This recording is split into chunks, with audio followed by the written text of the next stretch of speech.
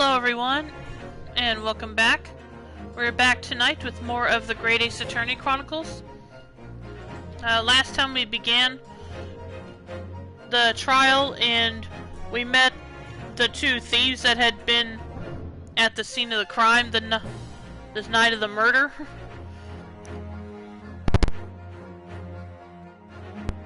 Managed to prove that they at least we at least managed to prove that they had a gun on them. I don't know if we proved much more than that. But now we're going to continue the trial, so let's see what we find out today.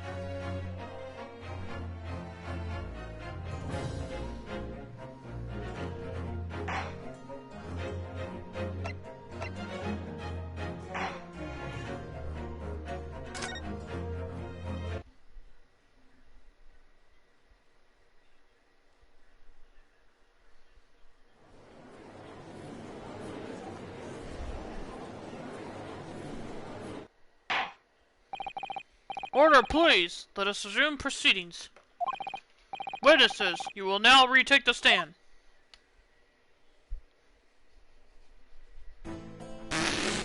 Okay.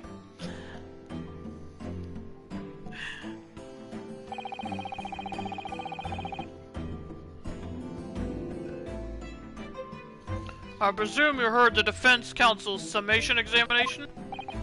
Oh, yeah, Governor.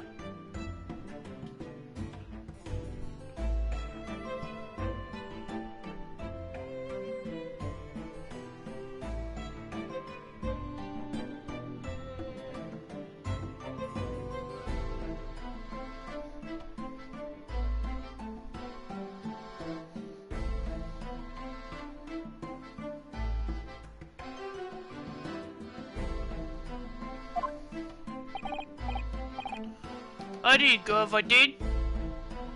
Guess who's lurking? It's me! Hey, Shion! Thanks for the lurk, I appreciate it.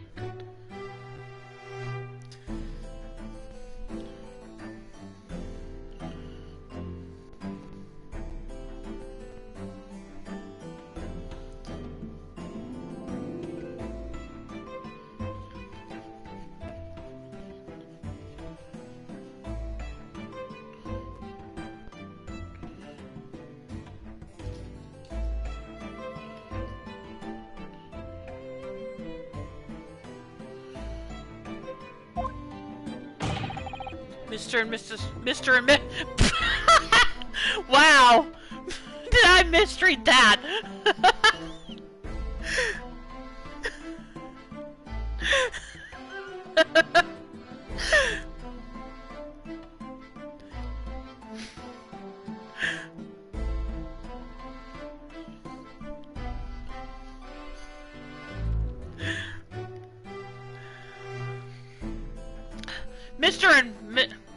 Now I'm doing the wrong voice. Mr. and Mr. Skulkin. God blimey! This is going to be hard work.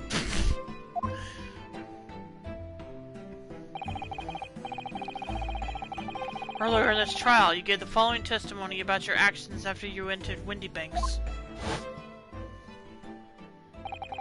Well, it was bedlam soon as worded. It was, Nash, it was. Didn't even have to pull the dukes out of me Lucy lockets. However, that was a lie. You brothers. God blimey! On the night in question, you rifled through the items on the victim's counter. We never did not touch the sword. How'd you figure that out?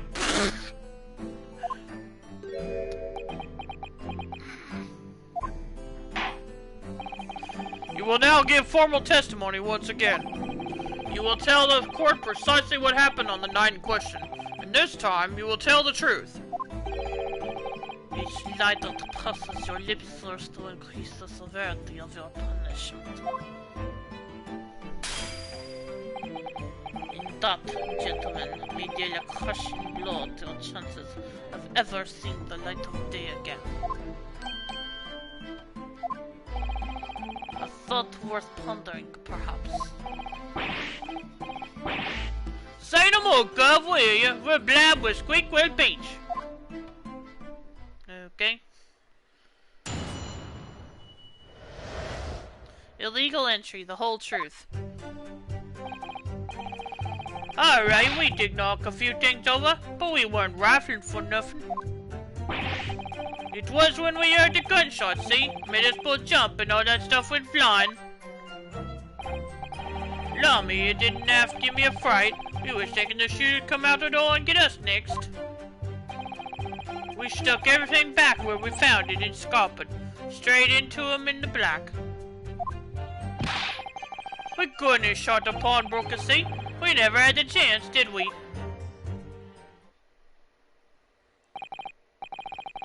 So you admit to the defense's accusation.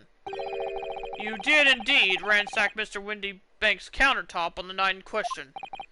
No, Ransacko, no. That's right, Nash, that's right. It's more like we tied it up, yeah.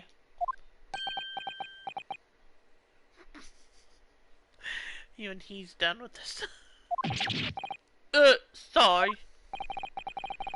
By their own admission, these brothers entered the pawnbroker under dubious circumstances.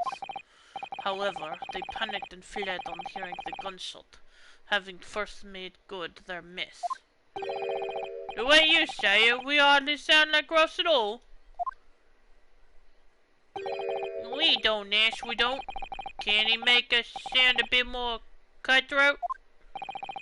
It can't just be a coincidence that these men showed up at Windybanks that night. There's more to their testimony than meets the eye. I'm sure of it. Alright.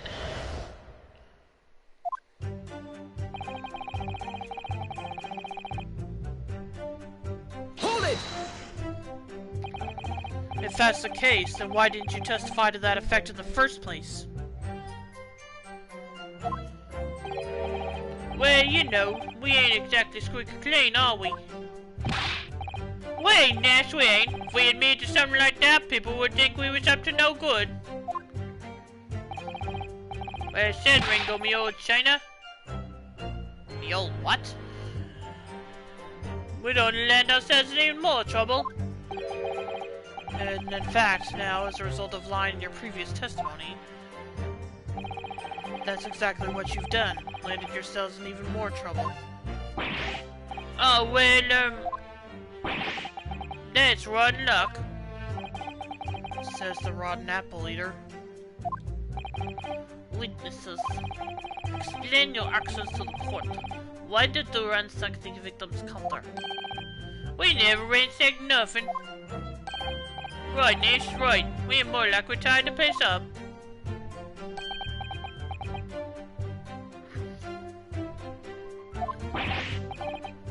Sorry.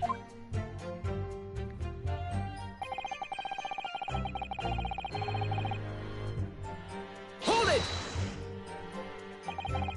So what you're saying is, the sound of the gunshot shocked you so much, you knocked all those things off the counter?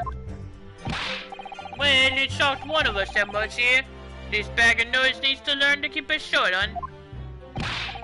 Look, it was loud, alright? Blimey, me dead granny would have woken up to that at that bang. Big brother here screamed like a bloomin' baby and fell over on the counter. He knocked over a load of books, a candlestick, and some skull whatnot. That got tangled in some marionette, what knocked over a picture frame, what knocked them scales on the floor. You've really mastered working quietly, then. What a racket! Me granny would have been scared back into a grave at a clatter like that. So, in short, the gunshot took you by surprise. And then some. I mean, it was right? quiet as a mouse, and all of a sudden, bam! Oh, what's up? Excuse me. Inspector Gregson, do you have something to add? Like I keep saying, I don't appreciate being lumped in with these scoundrels. No, something to add about their testimony. You seemed to react just now at what Mr. Skulkin said. Did it make you think of something? It's probably nothing, of course. I wouldn't even bother to mention it, only... Well, the fact is, cases don't get solved if you ignore the little details. How about you just tell us what's on your mind?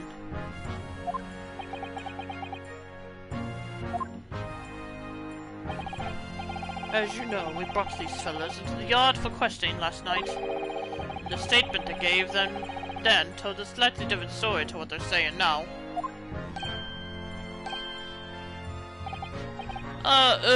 Did it? You claimed you heard the victim shout something out before the gunshot.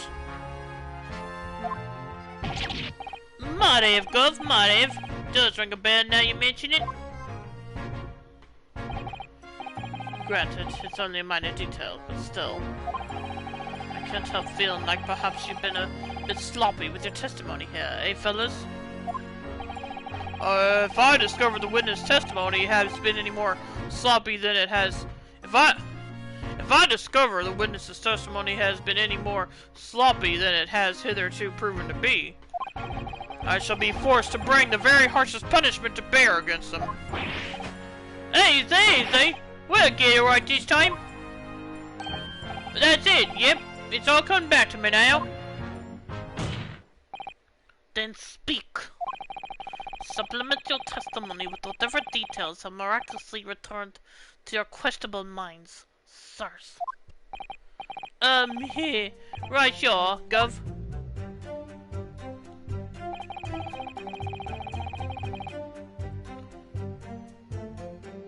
Hold it! So, in fact, you heard the voice and the gunshot almost simultaneously? We did, Gov, we did. Although, I suppose if you're being honest, we heard a kind of wavering voice before the yell and all. If you don't want to get shot, give me that gun! Bam! Wait, what? Kinda thing? A career in acting tragically missed. And where were the voices coming from? Could you tell? Of course we could. From the other side of that door, behind the counter it was. From the storeroom, where the victim was found dead. And the voice you heard, it was that the victim, Mr. Windybank? On McGrenna's life, of course it was. On his Granny's life, of course it was. So that would mean that you both knew Mr. Windybank and the sound of his voice. Hey! So that would mean what? What, Nish? What? Any ideas? Yes, Counsel, indeed it would.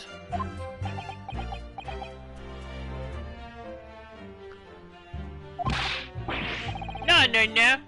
We didn't know the geezer. How am I supposed to deny it when that bloke in all the fancy clobbers giving us the evil eye?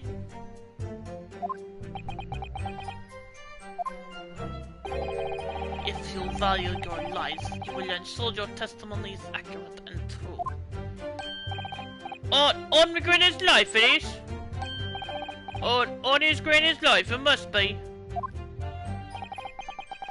It's a good job his granny's dead. Wait, what? Did I read that right? Oh, yeah, I did. Okay. That was a weird way to word that. To summarize then, immediately after hearing the voice of the victim, you then hear the gunshot, causing you to stumble and upset the items on the counter, scattering them over the shop floor. You make it sound like we're clumsy. Don't forget we tied up after like good little boys. Anyway, the way I see it.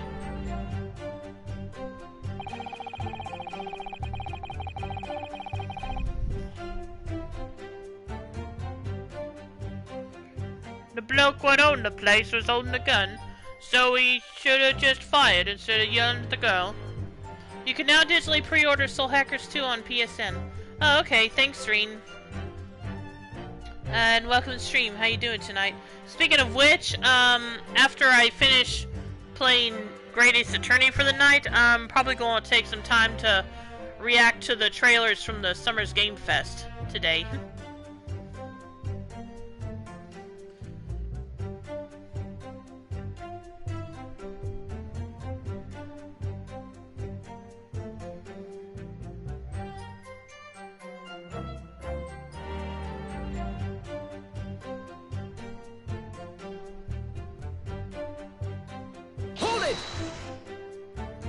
SGF was incredibly disappointing. Yeah, that's kind of why I didn't want to react to the show itself, and I just thought I would wait and see what trailers popped up as a result of it.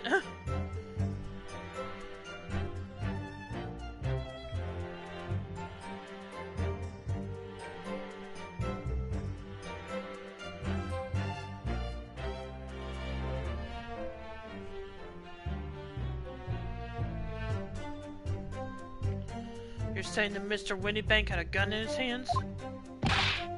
Oh yeah, bet that was a sight, eh? Them two waving them guns at each other. Must have got pretty heated. I mean, just before you shout out, we heard the geezer say, if you don't want to get shot.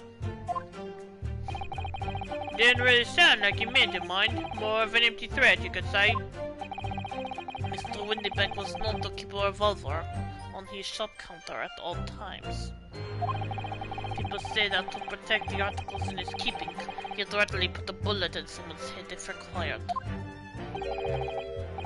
That's someone being himself, of course. Good grief! Extraordinary devotion indeed! If alarmingly misguided. Well, he certainly sounded like he was ready to pull the trigger the other night. Only the person he was going to shoot beat him to it.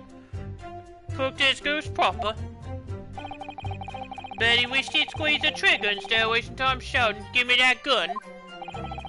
And it was directly after those words that you heard the gunshot? It was more or less the same time, Gov. Give me that gun! BAM! Got a thing? Yes, a career in acting very tragically missed. Then we heard the sound of someone hitting the deck. Before everything went dead quiet. The only things that were shown that I was interested in were already officially announced. Right. But I thought there were some new trailers for stuff that had been announced previously. Am I wrong? Before everything went dead quiet. After that, we done a slapdash job tidying the place up.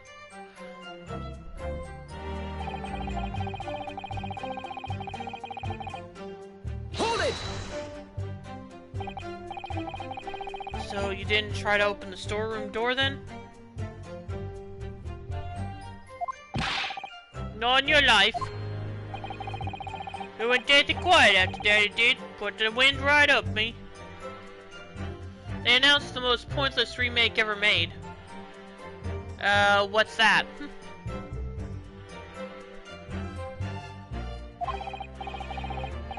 But anyway, the door was locked, wasn't it? No way that was opening. Oh, The Last of Us. Yeah, I saw that. Actually, yeah, I'm kind of like you. I'm not sure what the point of that is. What do you think they're thinking with that? And I don't mind talking about it, because that wouldn't have been one of the trailers I reacted to.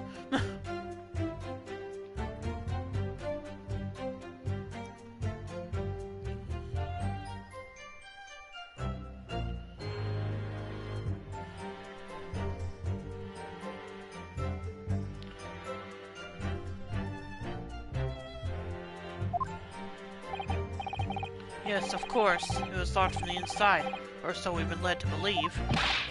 He was, Gov, he was, from the inside.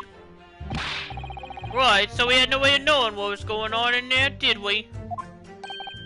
Unless there was some other way to get a view of the inside of the storeroom. Like, through the keyhole or a spy hole, perhaps. Don't ring no bells, no light no lights. We had to cut and run before we noticed anything like that. We're still cutting our teeth in this game, see? But one day, we'll really cut the mustard. Please don't. One thing I hate about is that there were so many rumors about the remake without any actual evidence to back it up. Oh, okay.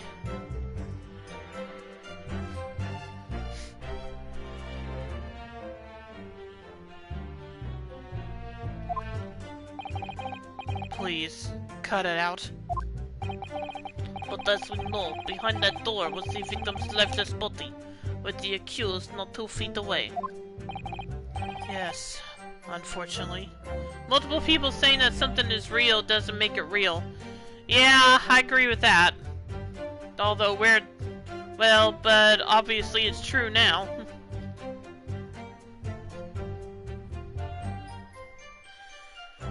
But yeah, like I said, that's not one of the trailers I would respond to, so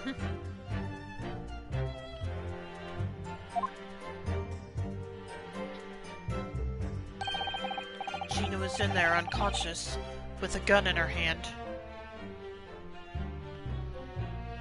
Still have to what?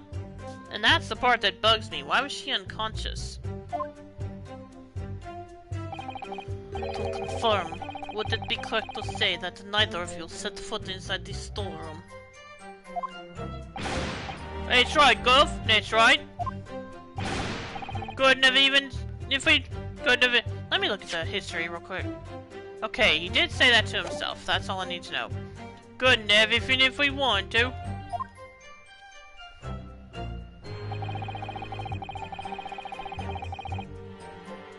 Hold it! Yes. Whereupon you fired a shot from your own gun at Mr. Herlock Sholmes. Oh, yeah, we was a bit hasty there.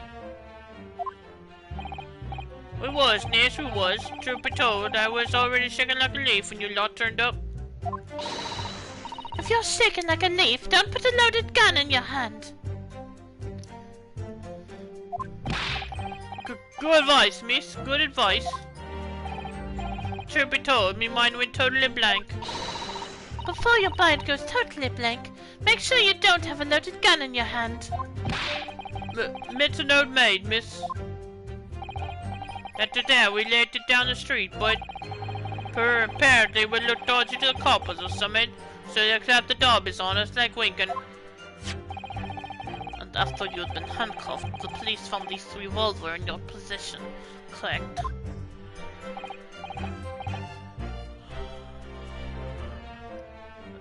Well, yeah. But listen, that proves it, don't it? Eh?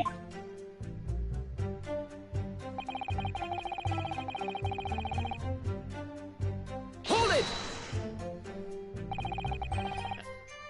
And why should we believe that? Eh, what? Well, 'cause it's true, ain't it? The place was totally empty when we went in. At that time, the victim was already in the storeroom, having been forced to open the door by the accused who had a gun to his head.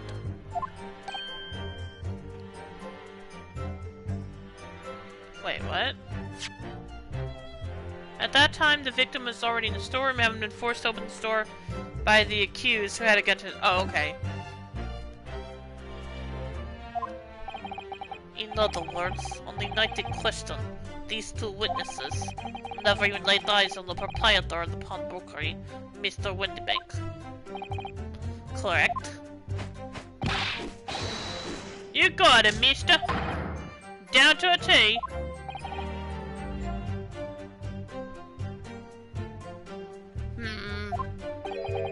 So the Skulkin brothers never actually encountered Mr. Windybank? Is that really true, I wonder? That's it? That's the full extent of their testimony? What is it, Bruno? You look very fierce. I could pour you some herbal tea if you're tired. Oh, thank you, but I'm fine. Being such a logical thinker, you'll probably laugh. but I feel as though these brothers are still hiding something important. It is nothing more than a feeling, though. I have no proof to support it. Well, feelings can be very logical at times. Sorry? People's expressions, the movement of their eyes, the words they choose. You can take all that and your brain will quietly analyze it to come up with a feeling like you describe. You've concluded that there's something suspicious about this testimony without knowing why, that's all. I think you should trust your instincts. Iris, thank you. Sometimes I think if she's 10 years old, I must be 5. Still not sure what to do, though. Let me read all these again.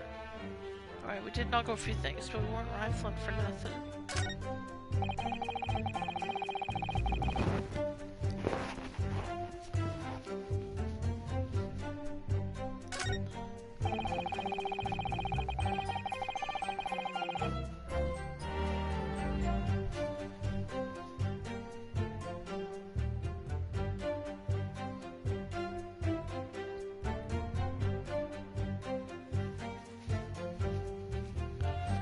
The bloke what owned the place was holding a gun, so he could have just fired instead of yelling at the girl.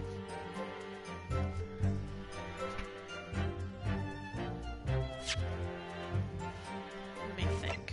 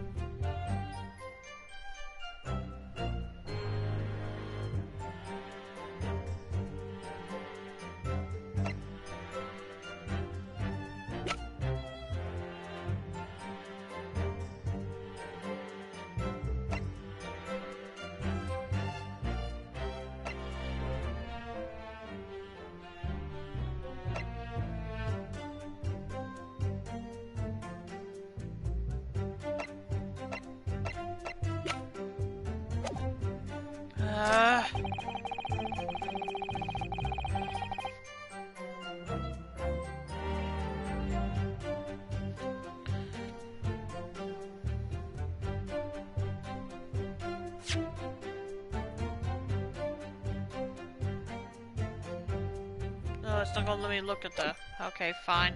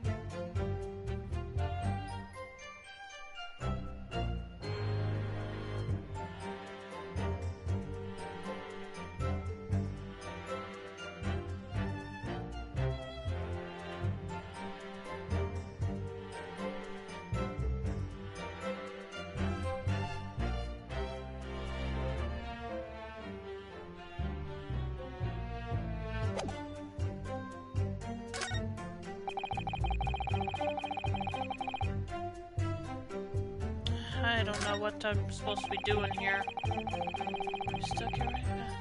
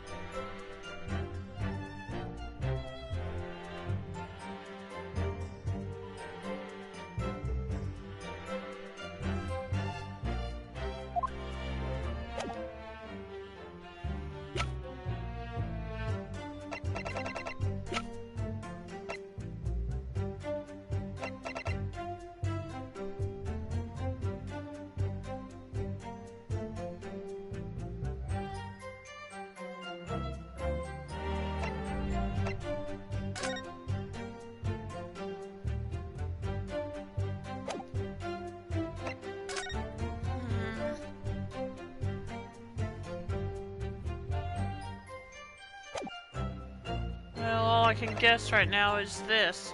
The bloke who owned the place was holding the gun, so he could have just fired instead of yelling at the girl. Objection! Okay, didn't think so, but I don't know what else it could be. There's something clearly on...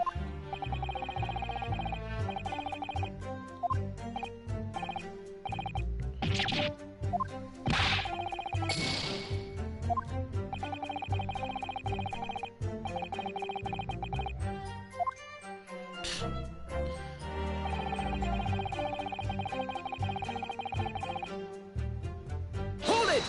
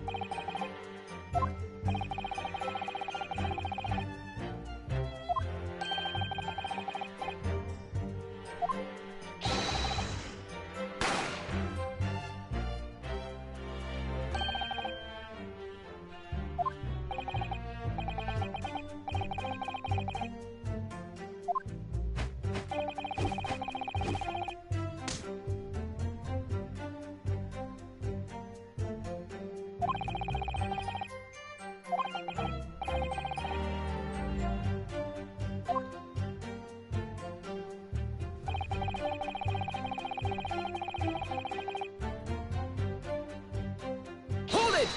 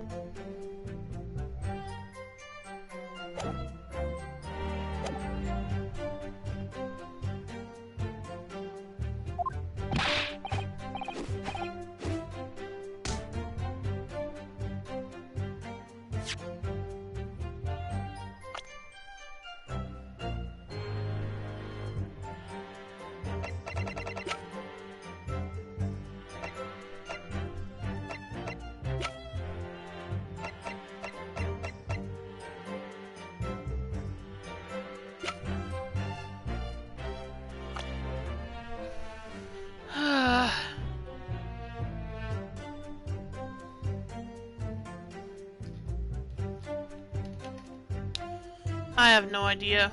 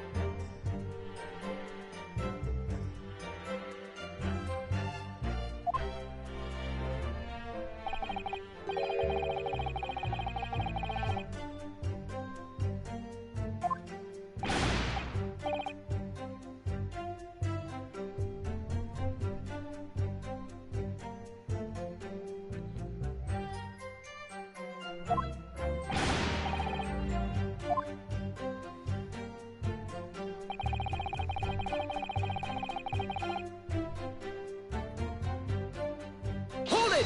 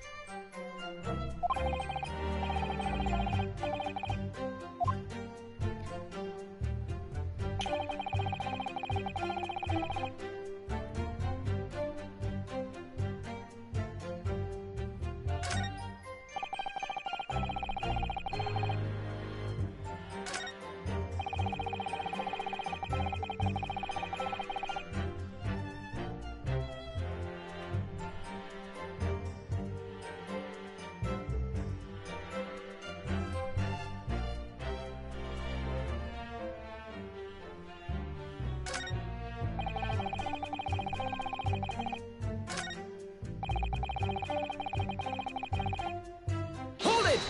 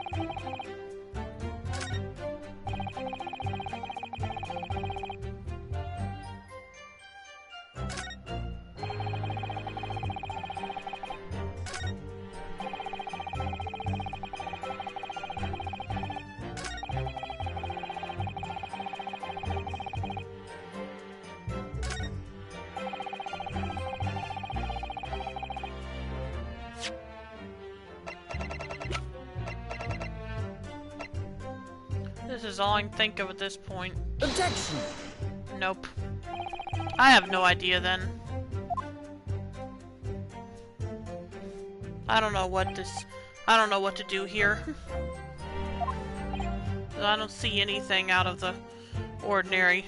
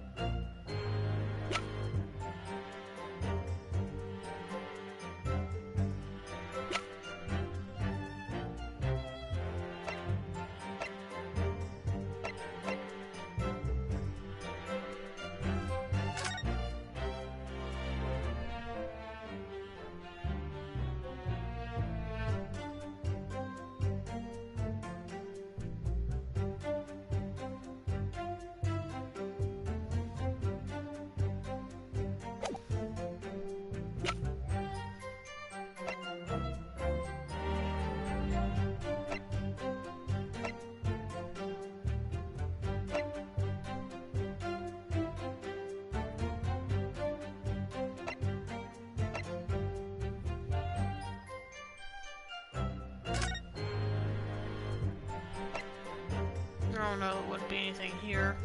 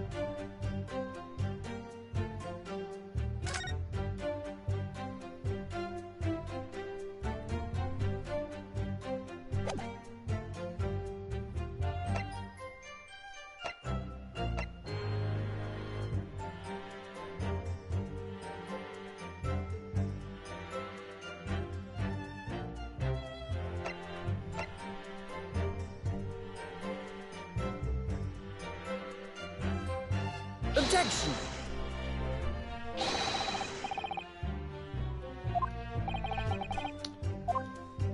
Like I said, I have no idea.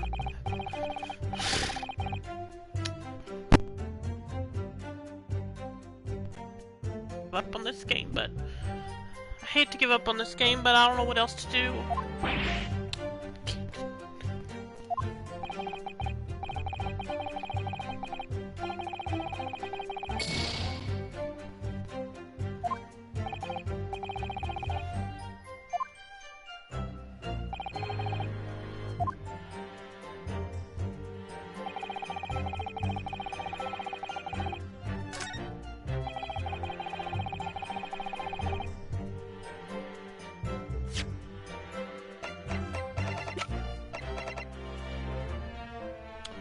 Good thing to save before making a guess.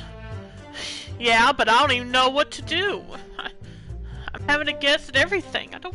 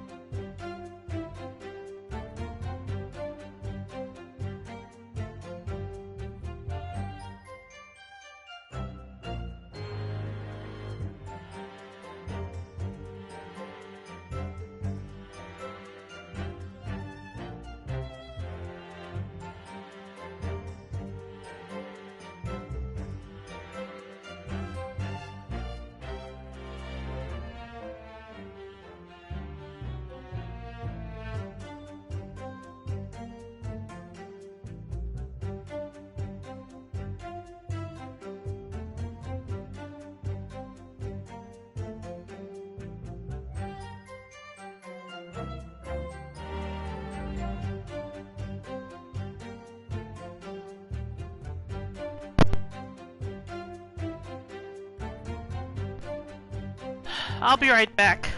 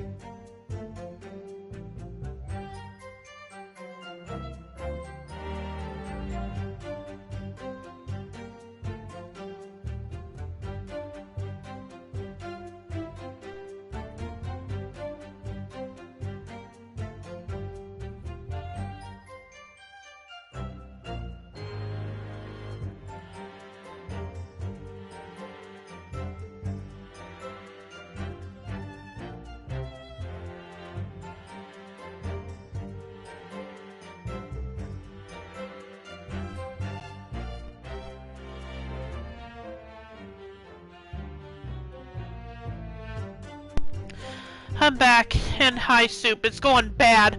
I can't even figure out this first answer. I just can't play these games anymore. I'll finish up this trial, but every time I play one of these games, this happens, and I get frustrated because I'm expected to figure it out on my own. And yes, I know you just said I could look it up, Reed. Okay. Gotta see if I can help. Yeah, sure. And by the way, I already got the one extra statement from pressing it, because the inspector reacted to one of them. In fact, that's what brought up these two statements, I think. Not this one. Which two statements was it?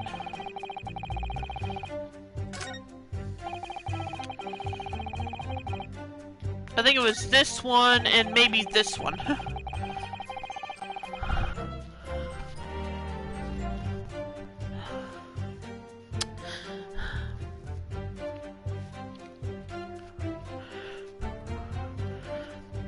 Here, let me go back to the beginning and you can tell me when you've read them, okay? I'm sorry.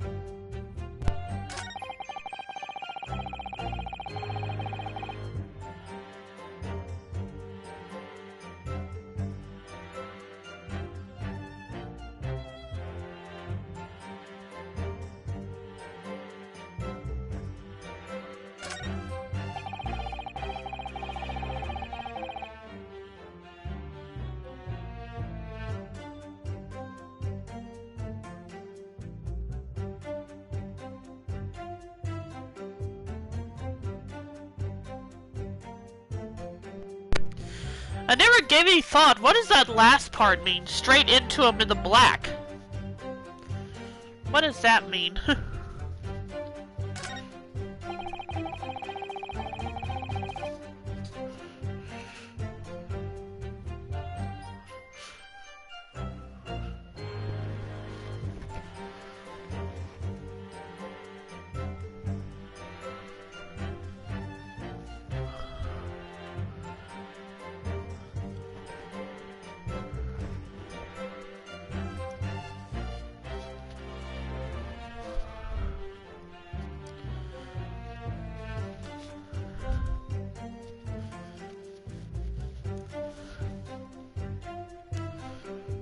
I remember being tripped up on this one too.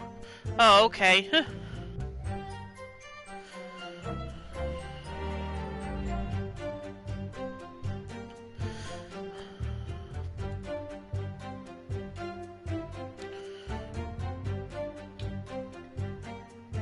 Crime photo at crime photo.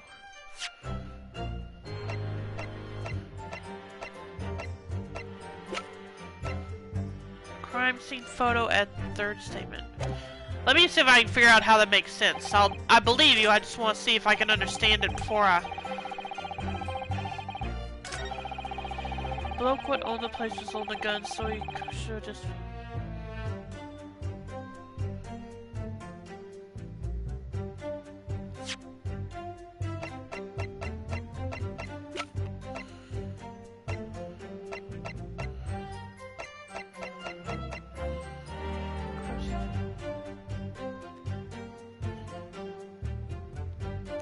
I still don't quite get it, but okay. Objection! Maybe it'll make sense once I read this. The 9th question.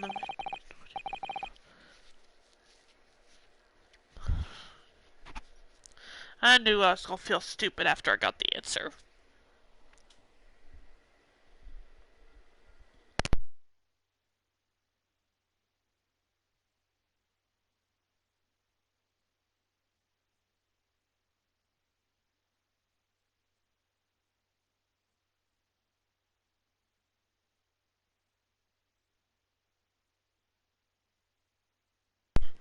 Remember they got shot in the back? Yeah.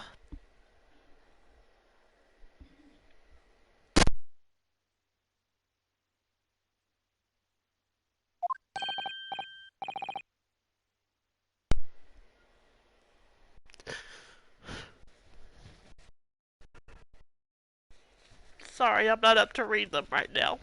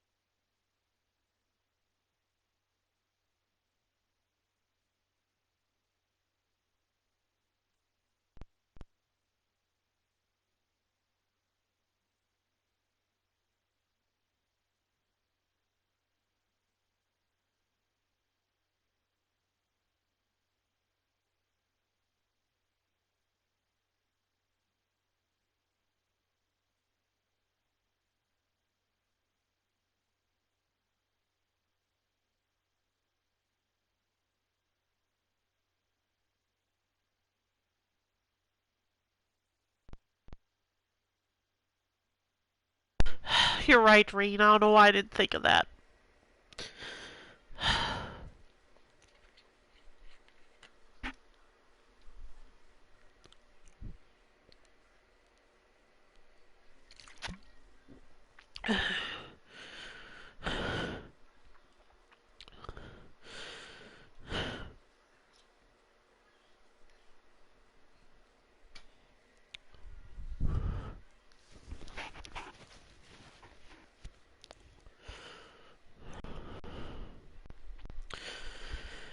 And yet, photographic evidence obtained immediately after the incident clearly shows that Mr. Winnebank was not holding a firearm of any description. Hey, you what?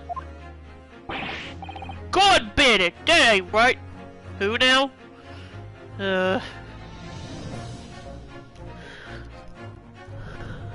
I feel like asking my friend who played this about some of these phrases, but I feel like since this is in like the 19th century or whatever, she probably wouldn't know them either. In other words, they were word slang from before her time. Way before her time.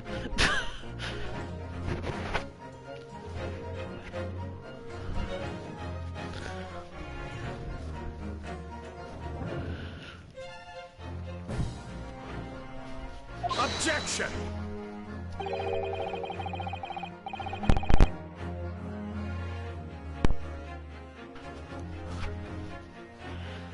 There can be no question that the victim's revolver was used in the incident. I would remind the court that Mr. Windebank's gun was found at the scene.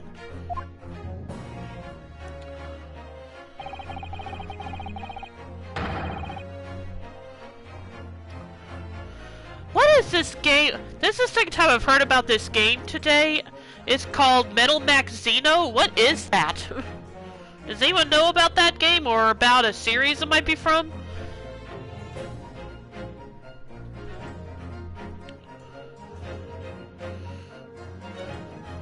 And then when I heard about, I mean 2 YouTube channels I'm subscribed to have done a video on them. I haven't watched the videos themselves, but I'm wondering about the game now.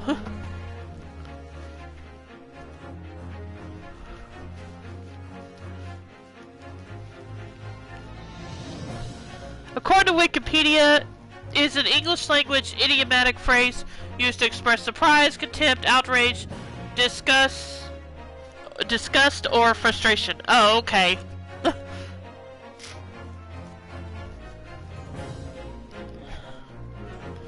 JRPG Jungle. Yeah, that was one of them. And then, just now, Eric Landon posted a video about it.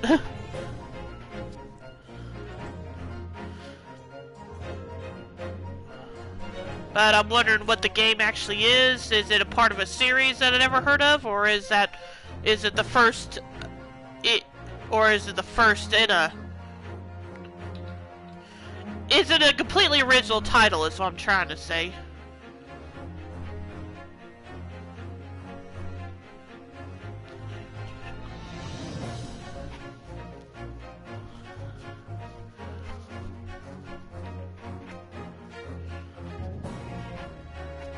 Probably should have actually watched the video, but like I said, I didn't know anything about it, so. But that's probably all the more reason I should have checked it. Anyway, let's continue. Not only was it identified as the murder weapon, but it was found in the accused's hand.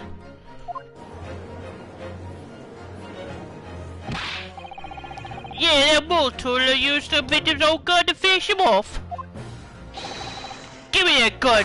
Bam! Got a thing. Yeah, please don't do that anymore. Hold it!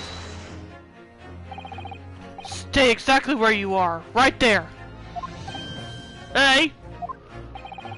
If a crime had taken place as you so colorfully described in your testimony, it would give rise to an undeniable and insignificant inconsistency in the final moments you just acted out. Goodness, are you sure, counsel? You intrigue me, my learned friend, but let's see some evidence to support your claim. Where is the proof that demonstrates the inconsistency in the witness's portrayal of the victim's final moments?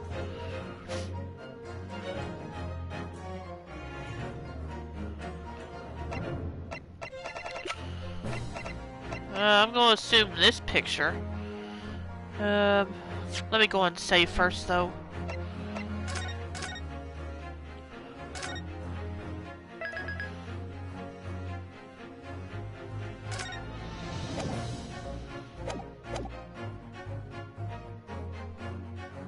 Take that! I believe. Objection!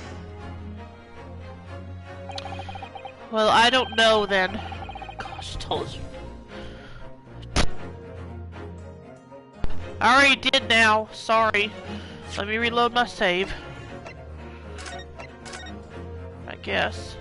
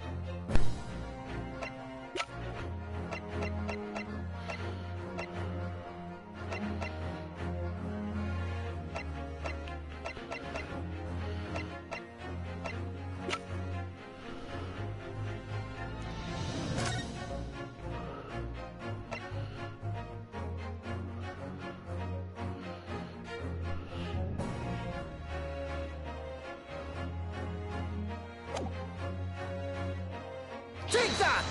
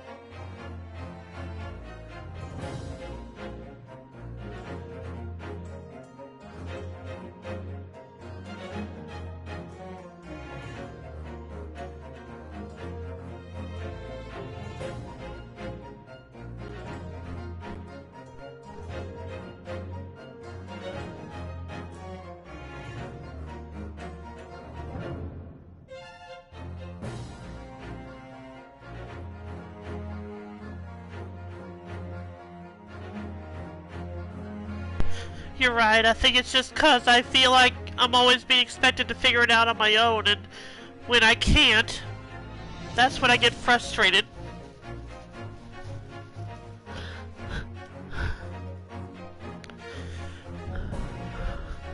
But that's on me, that's on me. Maybe I'm just too damn proud sometimes.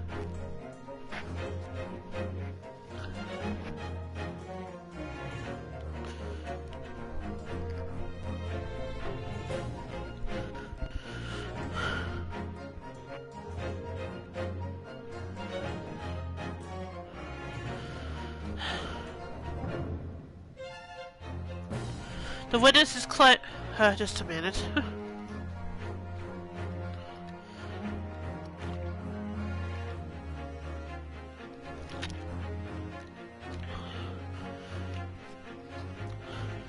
And we'll see how I feel after I finish this part of the trial.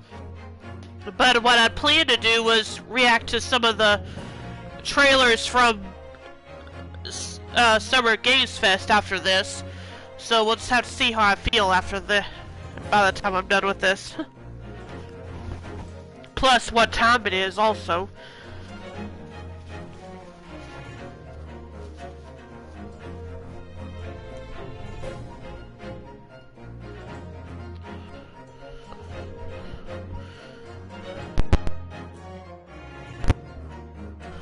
Two of them look pretty good to me. Yeah, I'll be showing the YouTube page where my subscription feed is, so there's games I'll want to see the trailers for, but if there's any you want to see, you or anyone else in the audience wants to see, you can request them. When that time comes. Anyway, the witnesses claimed to have heard a shout of "Give me that gun," followed by the gunshot. Indeed, with the two events happening almost simultaneously, or so we've been led to believe. Yes, that's right. Now, if that testimony is true, it would mean at the moment of death, the victim and his attacker would have been facing each other. However, in the autopsy report, it clearly states that the victim died instantly after being shot from behind. Oh. So, as I stated before,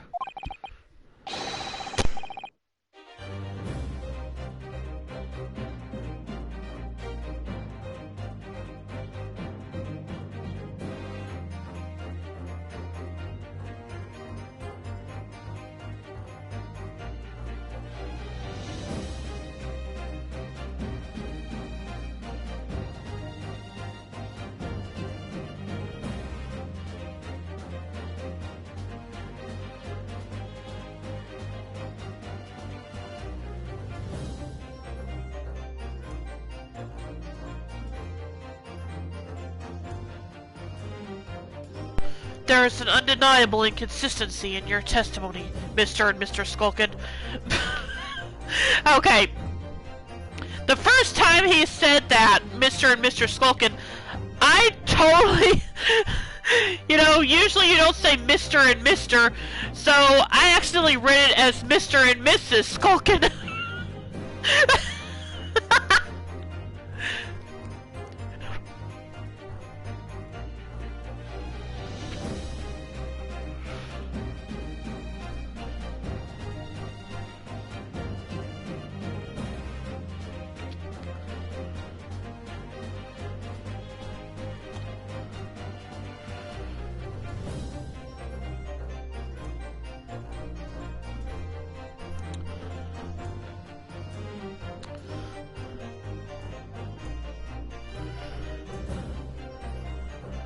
Anyway, there is an undeniable inconsistency in your testimony, Mr. and Mr. Skulkin.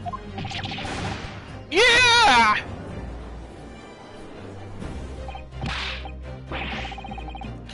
But, it's the God's honest truth.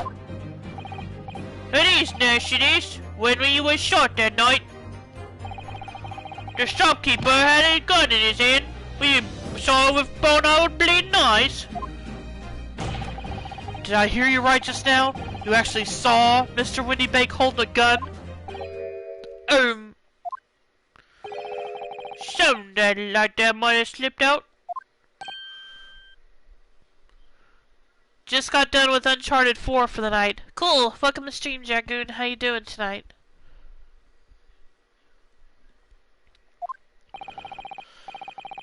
Ladies and gentlemen, you have all just heard the admission by these two witnesses that on the night in question, they actually saw, with their own eyes, the victim wielding a gun. Which could only mean that despite their testimony to the contrary, the Skulkin brothers must have encountered the victim in person. There, sir.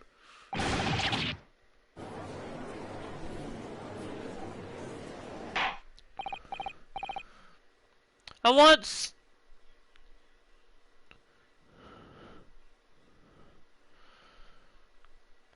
want... What? I want to slap Tony Khan for bringing in another belt for AEW. Okay. I want to... I guess you mean slap? That's the part that confused me.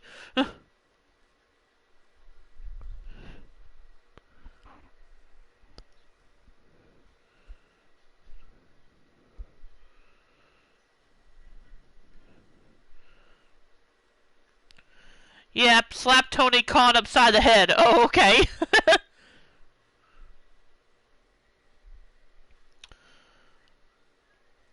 Horror! Horror! Horror! You know, I just realized he keeps saying, I can't type today. Don't worry about it. Everyone has days like that.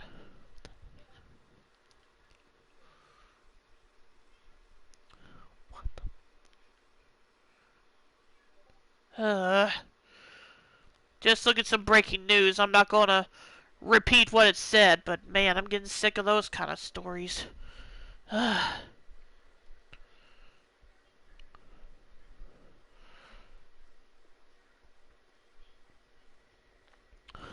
yeah, something that just occurred to me. Every time he says order, it's with an A instead of an E.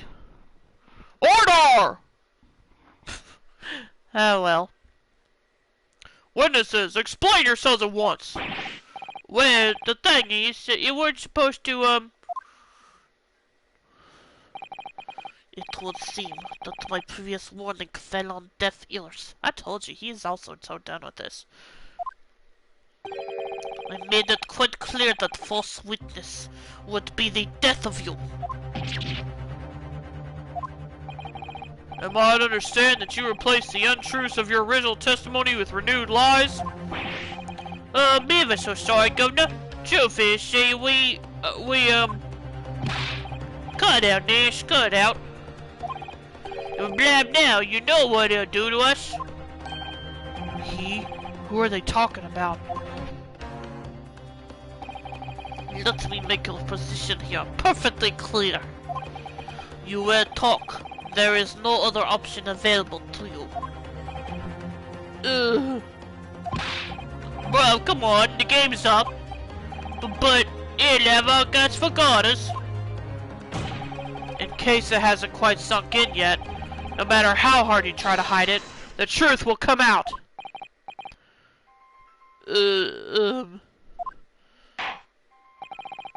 On the night in question, it is now apparent that you brothers met face to face with the victim.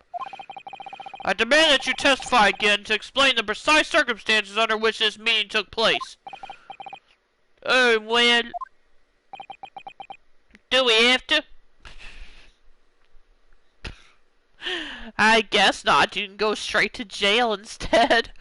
Actually, that's probably not an option either, but... That's how stupid that question is.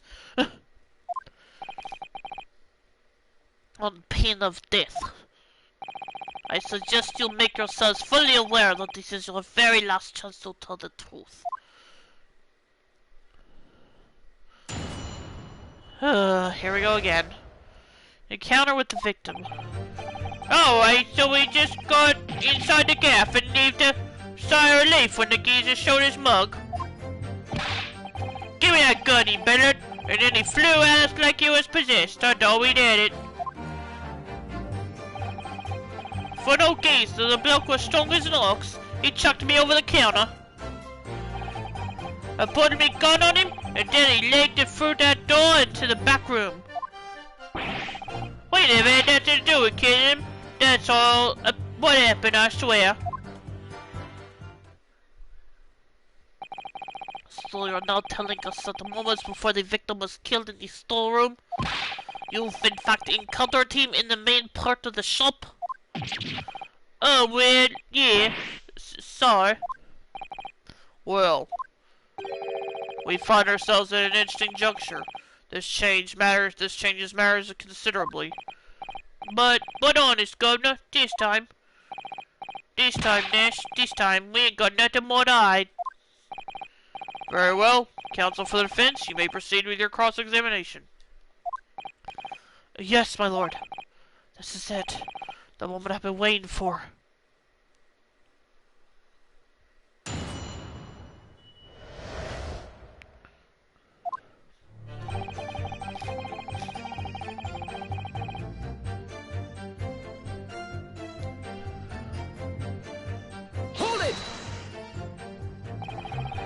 You say geezer, I presume you mean the victim and proprietor of the shop, Mr. Windybank.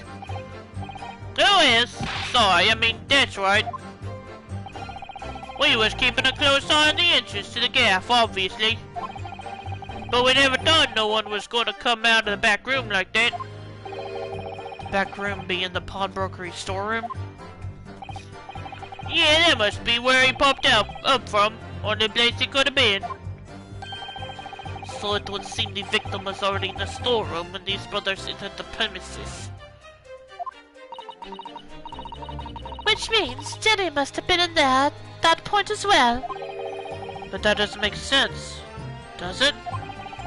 If Gina had threatened Mr. Windybank into the storeroom with her at gunpoint, then why would he have emerged from the same room all alone when the brothers arrived? Oh, I don't know. Did you see the accused at that time? What that Motula? Couldn't tell ya. No way, Cobber. We had bigger fish to fry then. I mean, the old geezer just lost it.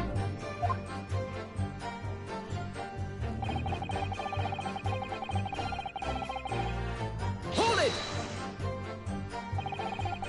You mentioned that Mr. Windybank shouted those words in your previous testimony, too. However, you claim that you heard him yelling them on the other side of the storeroom door.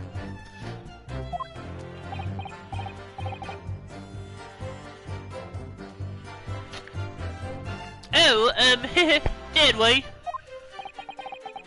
But the truth is, he was shouting those words at you, wasn't he?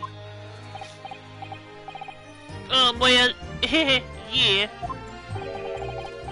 Was the victim, Mr. Windybank, wielding a gun at the time?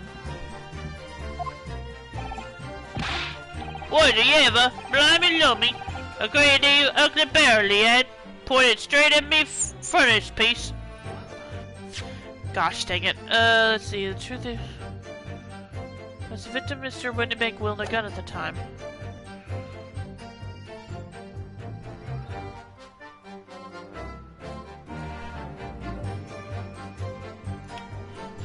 Okay, now this is just getting a little confusing. Moving on. So what you're saying is, you definitely saw Mr. Windybank with a gun at that time, is that right? Oh wait, okay, I think I understand. Or at least I have an idea of what happened. It is, Gov, it is, spot on. Then all of a sudden he came at us, he did. He was bedlam. I didn't know who was going for who. You were clearly all going for each other. Like they said, we thought we did it. I mean...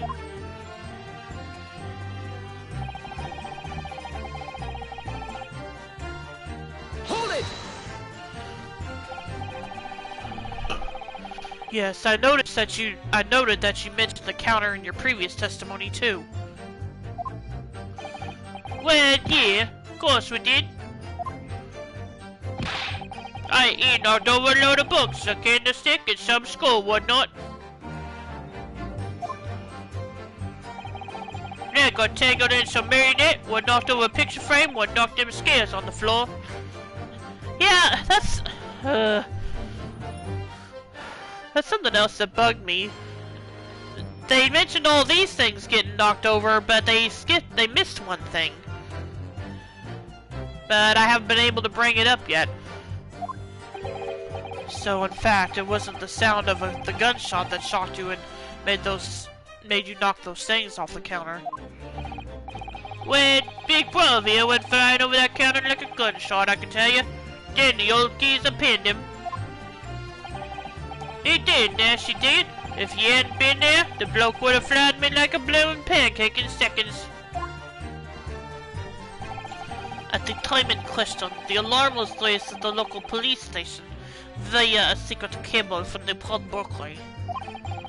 There is a button under the counter used to activate it, which was presumably pressed by the victim. That's right, when the brothers fled the scene and back onto the street. They ran straight into the arriving police, didn't they? Poor Mr. Windybank. He did everything he could to protect his shop.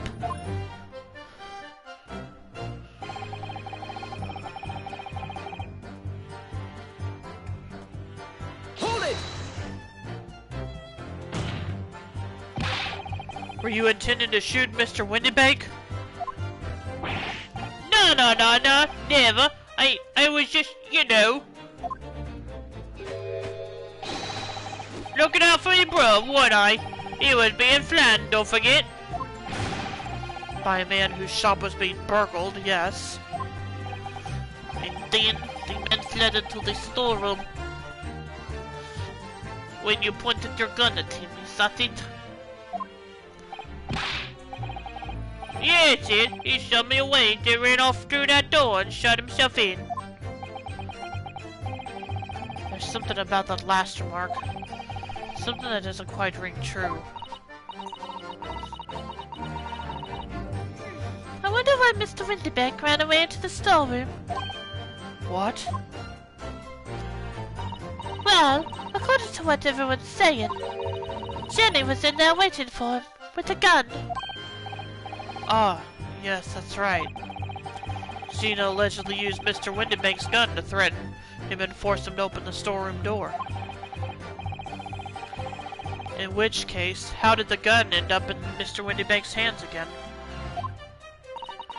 I have no idea, but that is strange, isn't it? This little inconsistency could be significant. I should make a mental note of it. Look, the point is, me and my brother here were... Brother? That's right, Nash, that's right. Me and my brother were here.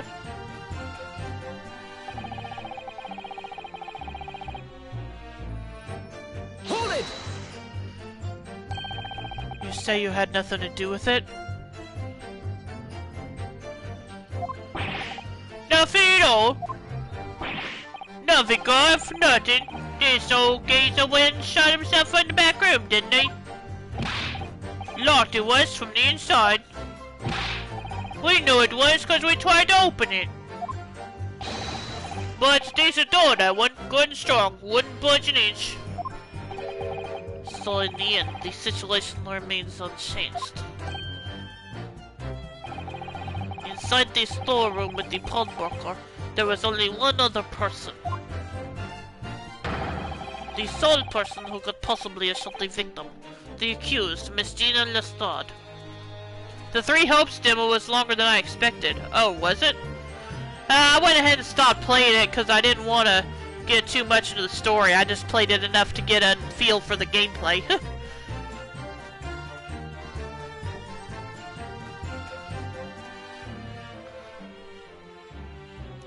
Mostly because I am hoping to be able to play the game on this stream when it comes out.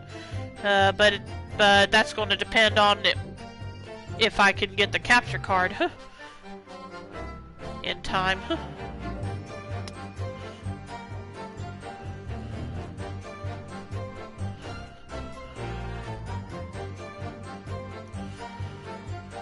The sole person who could possibly have shot the victim, the accused, Miss Gina Lestrade. It was like 5 hours. Oh, okay. Yeah. And I know you can actually play that much of each of the routes. So that means in a total it would be about 15 hours for the demo.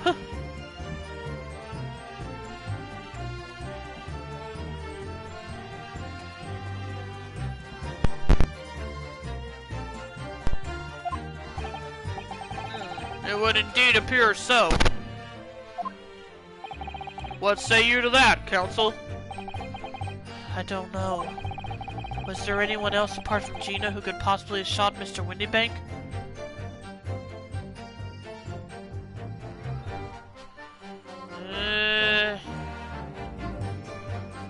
Not based on the evidence, I don't think.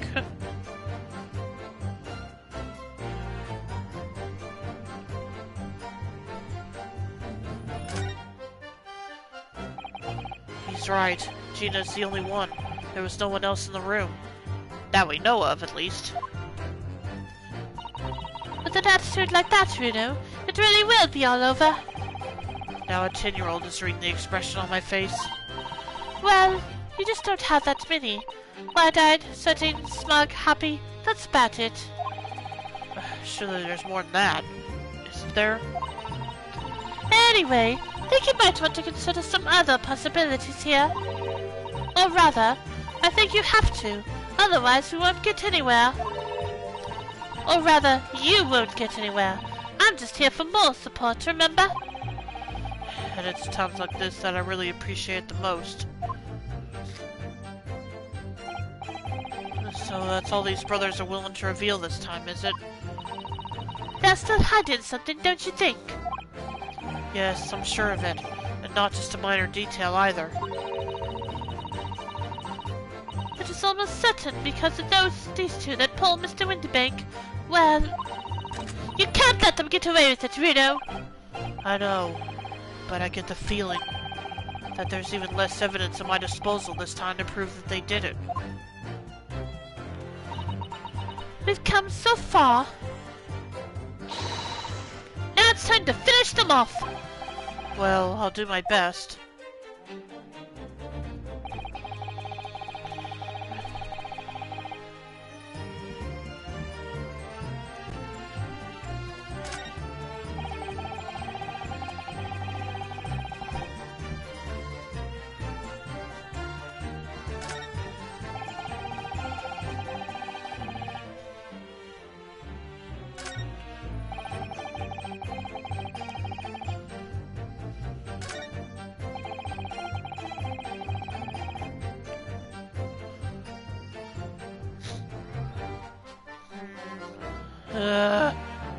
Here we go again. Let's see, we never have...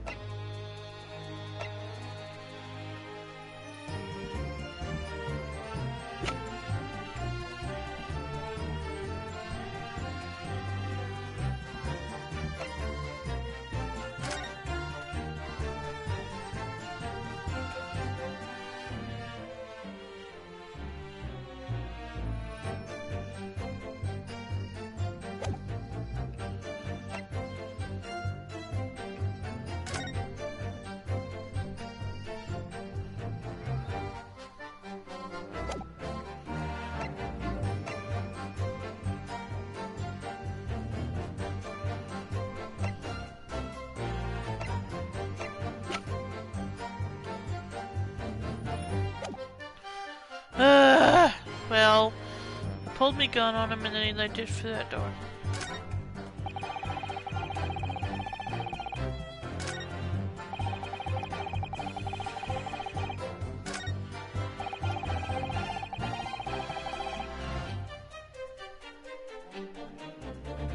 Phone off, keys up.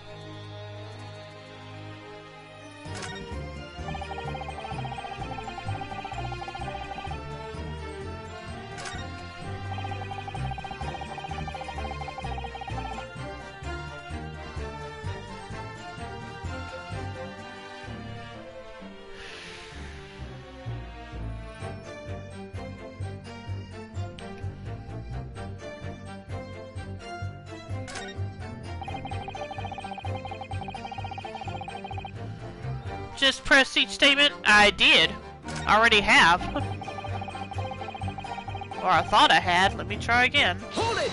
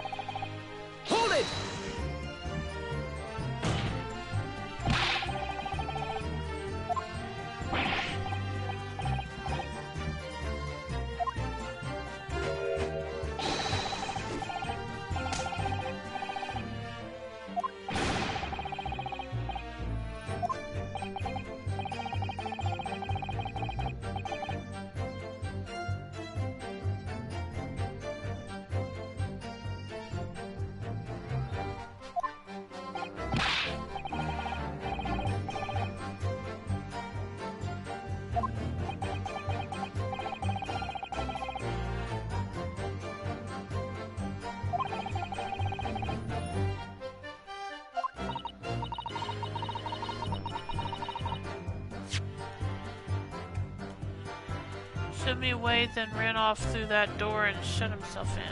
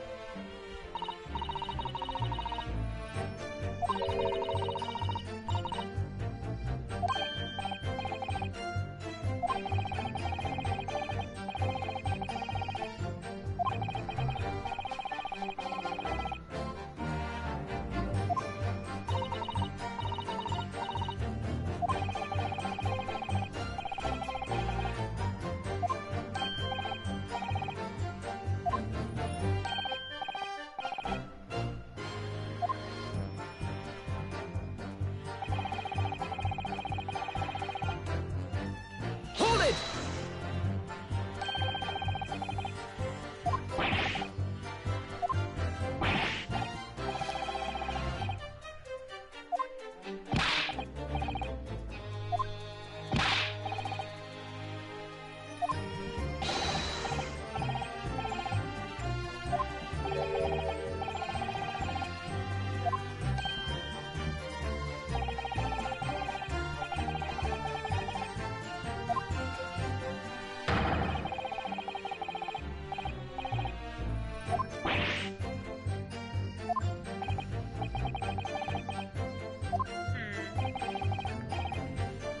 Well, I have no idea who it would be, but I guess I have to... Shoot, that wasn't what I meant to do. Dang it! That's what I did last time.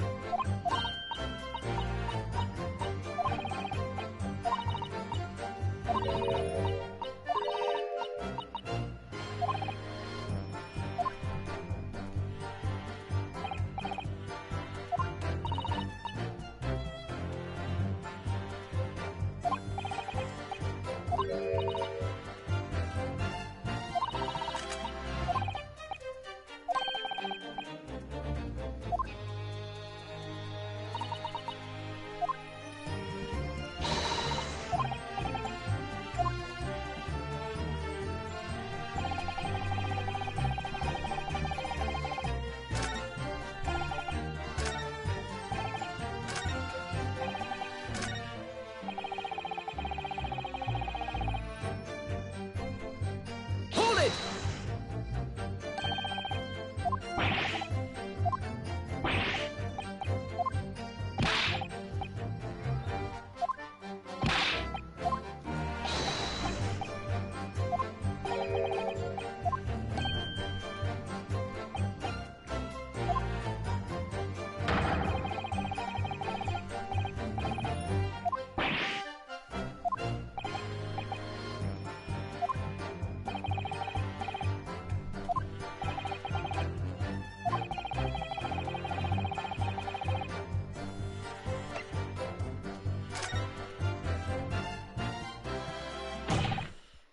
Mr. and Mr. Skulkin.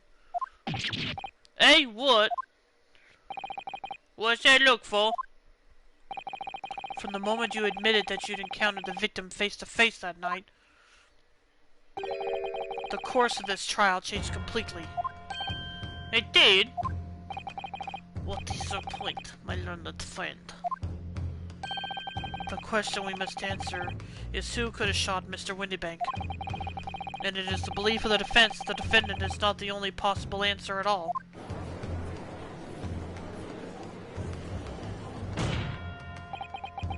You'll have my attention. Only problem with this statement is that if they ask me to say who could have done it, I'm gonna be to prove who could have done it. I'm screwed. In that case, let us return to this planet premises. The victim was killed in the storeroom, which was locked from the inside. Those are the facts. So play, what other possible answer to the question, of who shot the man could there be? Counsel, you must now provide answers to the court in respect of 2 conundrums. 2, my lord? Twice as many chances to be right, maybe? Indeed. Namely, from what location did the culprit shoot the victim? And furthermore, where was the victim at the time? Understood, my lord. Are you alright, Reno? I'm not entirely sure, but there's one thing I am sure about. If I can prove that there's a credible new alternative to what happened, it would change Gina's prospects hugely. So now, time for some clarity. Show the court on this plan the answers to the question posed by his lordship. If you believe someone else could have killed the victim, indicate from where that person could have fired the gun.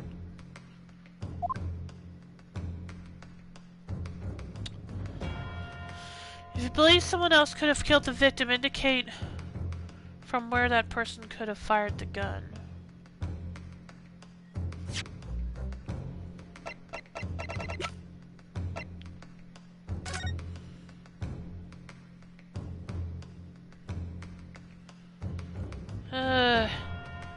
Problem with this photo is it doesn't show me in what part. Let's see.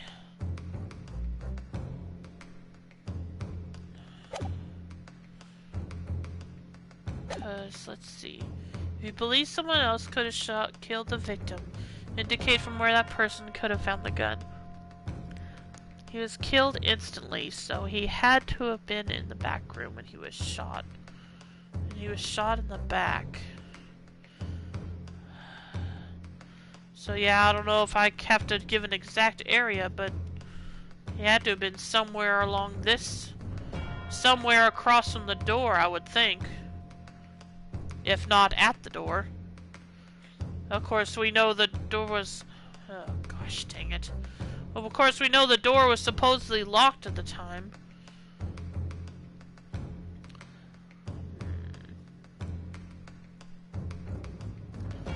You believe... okay, I'm gonna save again.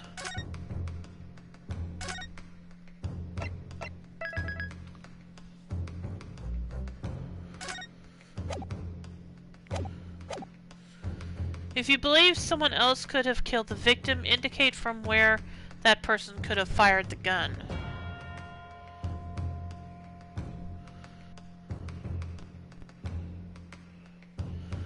I feel like somewhere out here is the only possibility.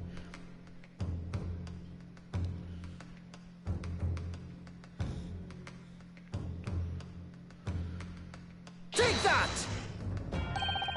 The defense believes the culprit could have shot the victim from this location here.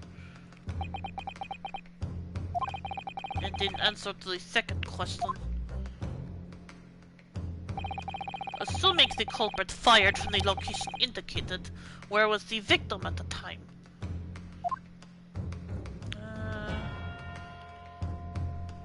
I would think here. Because... hang on a minute, let me check the autopsy again.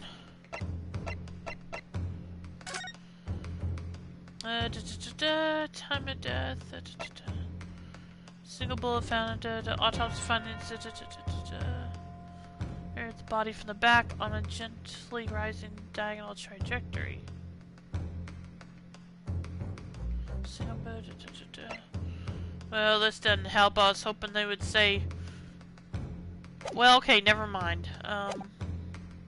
Yeah, I think he would have had to have been here somehow.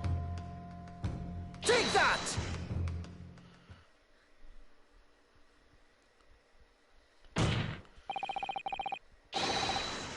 The culprit shot the victim from outside the storeroom. Continue. Mr. Winnebank died instantly from a bullet wound in his back. Looking at the stain of blood on the storeroom floor, it doesn't appear that the body was moved after death. which tells us that he was almost certainly shot while he was in the storeroom. However, the crucial point is, where was the shooter when the fatal bullet was fired?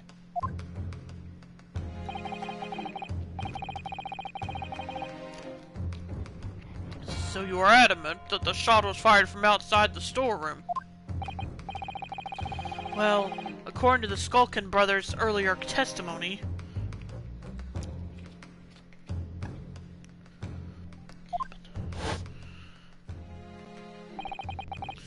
I put my gun on him, and then he let it through that door into the back room.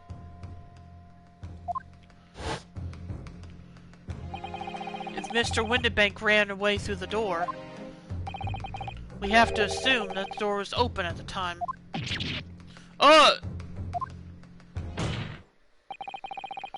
It was at precisely that moment, when the victim was fleeing for his life, that these brothers had the perfect opportunity to shoot the man in the back once he was inside the storeroom.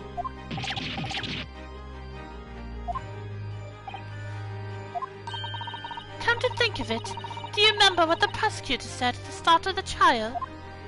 No. Moving on to the findings of Scotland Yard's coroner. His report states that the bullet entered the body on a rising diagonal trajectory.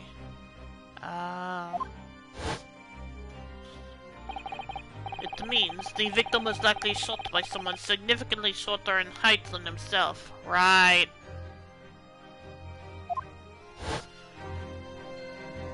Not what I was thinking, but yeah, I remember that now. Poor man, shot while he was running as fast as he could to safety. Of course. He would have been leaning forward as he was running away. So even if the bullet was fired horizontally, it would still have entered his body on an upward trajectory. So the culprit isn't necessarily someone shorter than Mr. Windibank? Objection! Right. I'm sorry, my learned friend can't have forgotten that the storeroom door was found closed and locked from the inside. You claim the victim was shot as he fled into the room. Do you also claim his corpse was dexterous enough to turn the key in the lock?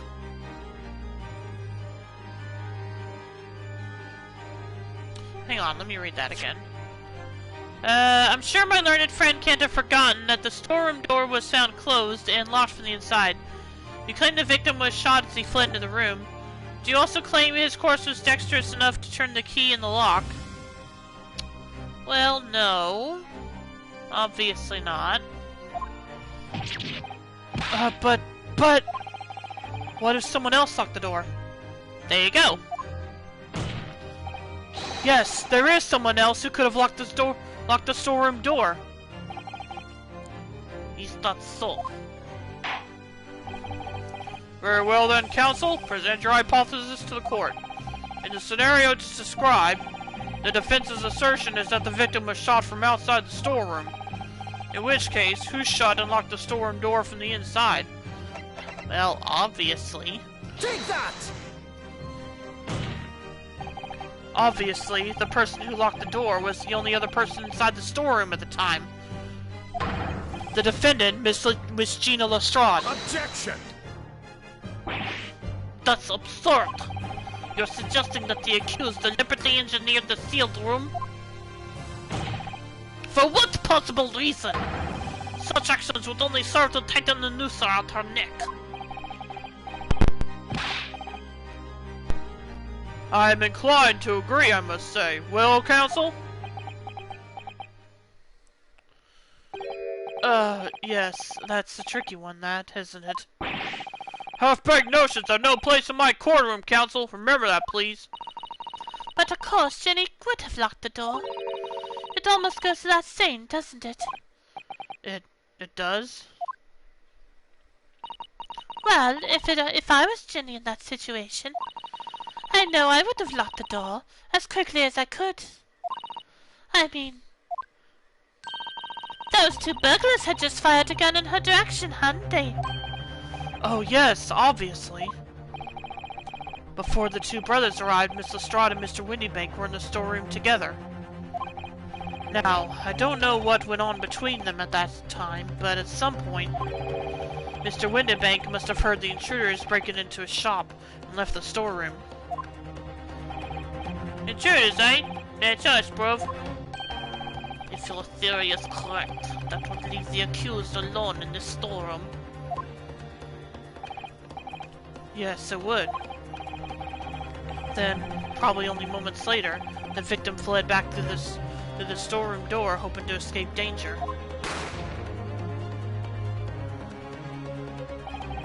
Hit in the back by the bullet, Mr. Windybank fell to the floor where he was, just inside the storeroom. And what we have to ask ourselves now is, what would the defendant have done in that moment?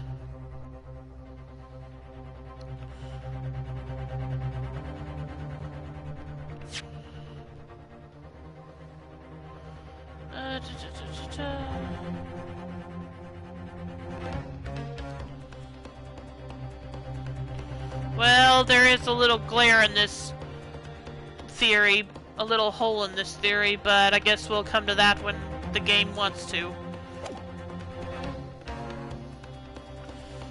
Well, we have to ask ourselves now. Of course, I have a completely different thought altogether myself, so again, we'll just have to see where the game takes us.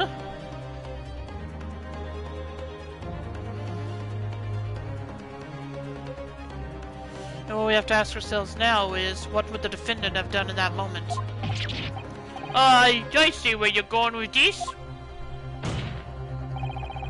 Outside the storeroom was a terrifying killer who had just murdered Mr. Windybank.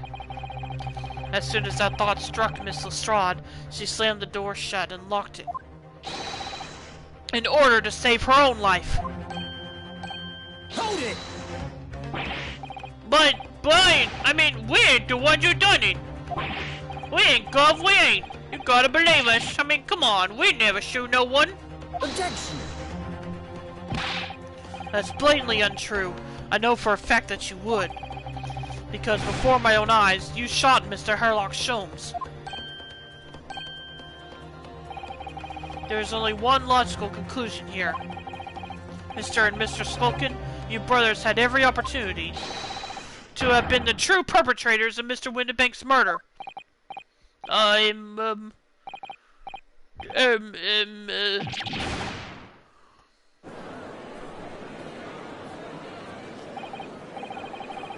Where does this leave us? You mean to say it wasn't the pickpocket who shot the pawnbroker after all? I should have known it was those three brothers. They look a ship. Three brothers. That is amazing, Reno. All the members of the jury seem to be firmly on your side now. Yeah, let's see how long that lasts. I know, first time ever, and probably the last. Well, I think you've done it. Surely they'll have to give a verdict, if not...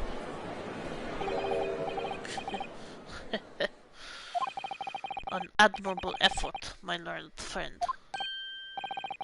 What's this now? He's laughing? You find the situation amusing, Lord Von Zeeks? I myself find the defense's argument most persuasive. I dare say, such chicanery is the bread and butter of the street performers in your provincial eastern nation.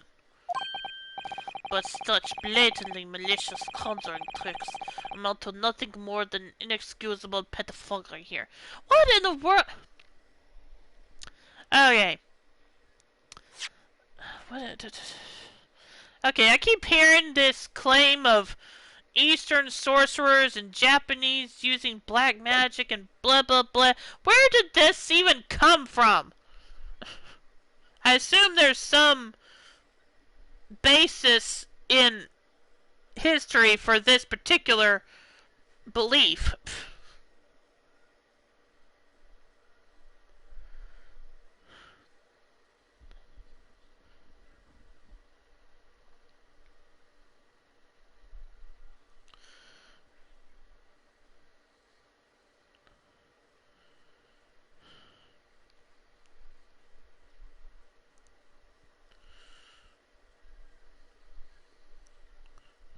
And by basis, I mean I assume in the actual history there was some...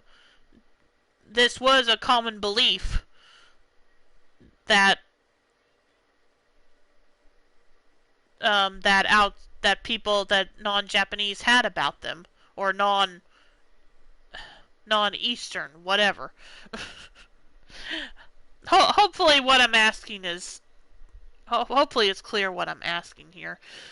Because I can't think how else to explain it. Anyway, let's move on. What? The hypothesis you put forward so ostensibly credibly cannot and will not stand.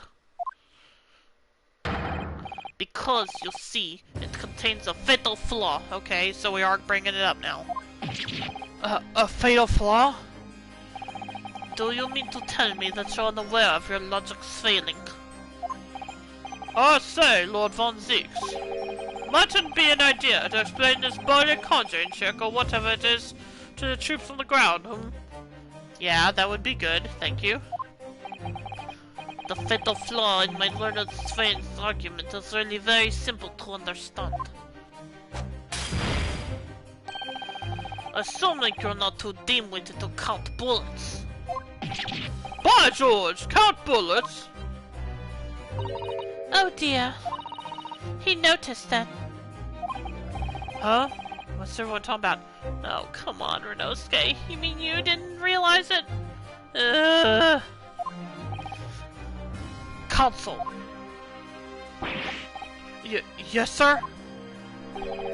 Tell the court how many bullets were found at the scene of the crime. Two. 2 bullets. Correct. The first, that which hit the victim in the back, ending his life. And the second, that which struck the detective, Mr. Sherlock Holmes, on his arrival at the scene. Indeed. The defense presented a picture showing the damage caused by the second bullet earlier in the proceedings. The bullet which entered Mr. Sholmes appears to have passed through his body to strike the calendar. Your lordship's understanding is correct. Furthermore, we know there are 2 firearms involved in the incident. The revolver belonging to the victim, Mr. Windibank, and the Skulkin brothers' revolver. The evidence shows that a single bullet was fired from each gun. Yes, indeed it does. A single bullet from each. Now then, my learned friend. You yourself told the court only moments ago that these 2 brothers shot Mr. Sherlock Holmes right before your eyes. Yes, I did. Oh my goodness! I think I'll find that if a single bullet was fired from the brother's gun hit Mr. Sholmes, it means... Windibank, not shot by same gun! Stop! Only 1 bullet! Stop! Exactly. Yes, this Nipponi street performer presented an ostensibly credible argument. However, it was never anything more than a diversionary tactic with no hope of standing up to scrutiny.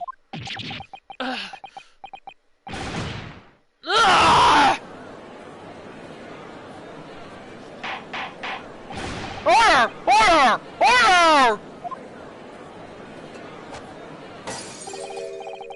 Pray forgive the discourtesy of flinging the dregs of this hollowed nectar into the public gallery.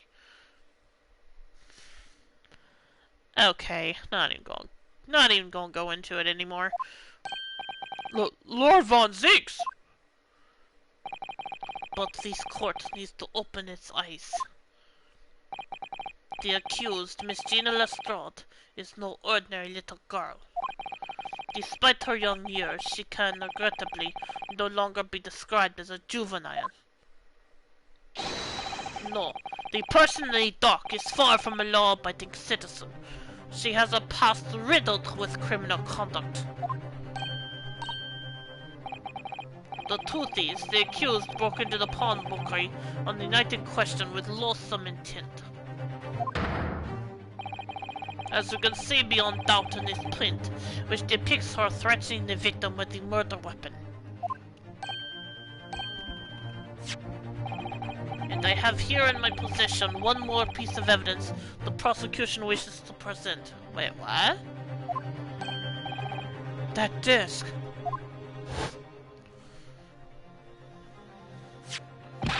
I'll be taking that whatever it is and McGill that's down to the yard. Thank you very much. No, don't give it to him. It's mine, that is. Mine. I'm sorry, miss. But anything belonging to McGilded has to be taken in as evidence now. Yes, that music box disc. McGilded's music box disc. The very day before the hateful murder of Mr. Winterbank. The accused attempted to make off with this article, which clearly doesn't belong to her. And with none of the subtlety of a pickpocket, I might add, but by brute force and brazen impudence. Good gracious! Make no mistake, in his sympathy for the accused on account of her years is misguided and dangerous.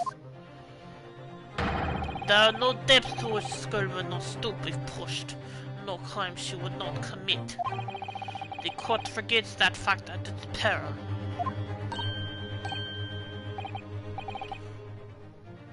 I see. I think it would be prudent to take this music box disc into evidence, counsel, as a grim testament to the defense character. Lord Von Zeeks, Inspector Gregson. What? Yes, Inspector. We had a meeting yesterday at the yard with the prosecution service, and, I think it was agreed that the disc wouldn't be used as evidence. What's this all about? Why is the inspector acting strangely? That's the first time he said anything to Von Zeeks at all. I am unaware of any such meeting.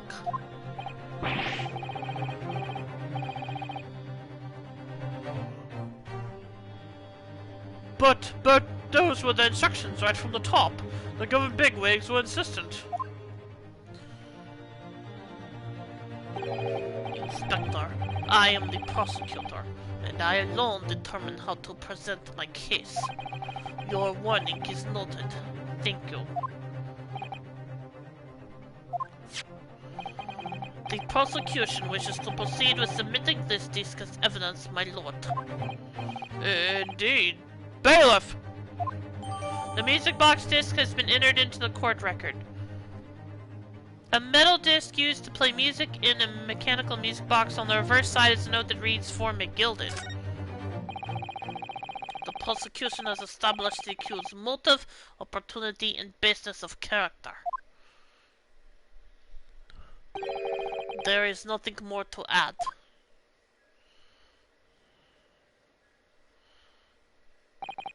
Ladies and gentlemen of the jury, I await your informed decisions and the rest of my case. I don't believe it. I had the jury on my side for once, for all of 5 minutes. Oh dear, it wasn't even for 5 minutes, you know. My lord! I wonder if I might say something at this point. Proceed, Mr. Foreman. Been stumbling about in a bit of a fog up to now, if truth be told, but all of a sudden... The answer's boldly obvious to me and my men. There's only one thing for it. Oh no. Very well, the court will hear from the jury. Ladies and gentlemen, you will present your leanings as to the defendant's culpability. Guilty. Guilty. Guilty. Guilty. Guilty. Guilty. Oh, Lord.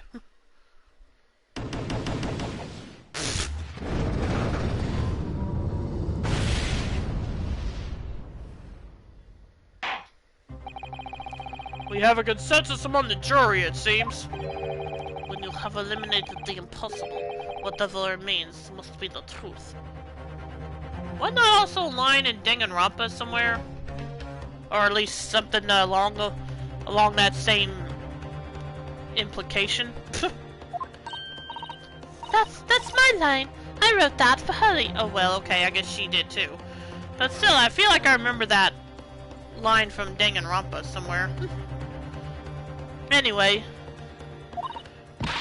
Ugh, how dare he use it against us? Don't worry, Iris. I don't think we're finished yet. There's still more to this case than we realize. There must be, because there's one thing that I'm absolutely certain of. Gina didn't shoot Mr. Windibank. That's beyond any doubt. Very well. We will proceed with the second summation examination of the day. Mr. Foreman, are you and the other jurors ready? The squadron is primed and ready for action, sir.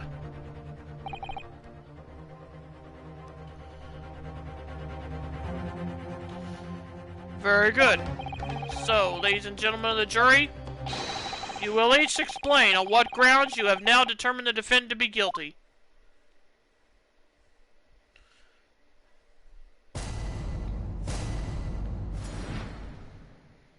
The jurors' contentions. What's a rogue always a rogue, I say? Different breed to us law-abiding citizens.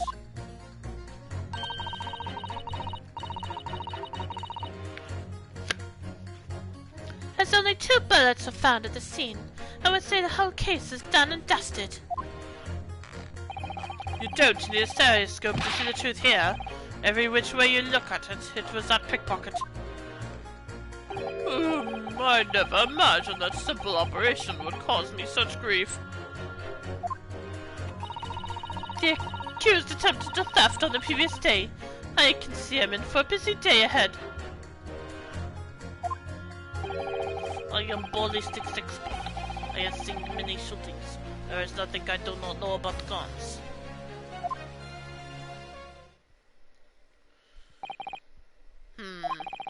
It would seem there is little remaining room for doubt. I have to admit, I was rather bowled over by the argument put forward by the chap in black. But when that fell apart like a house of cards, I saw that I had jolly well been hoodwinked. Well, no more! The whole courtroom is turned against me. It's not fair. Iris? That prosecutor's being mean. Just because Jenna's done some things she shouldn't have done in the past, that doesn't make her a murderer.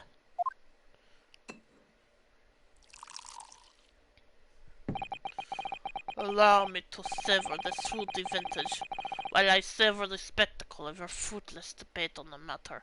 Where did they get another bottle? No, like I said, I'm not gonna go into it anymore. Here's to the truth coming out. Eventually.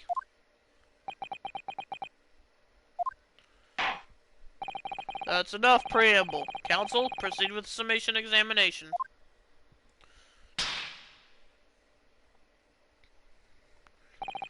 Yes, my lord.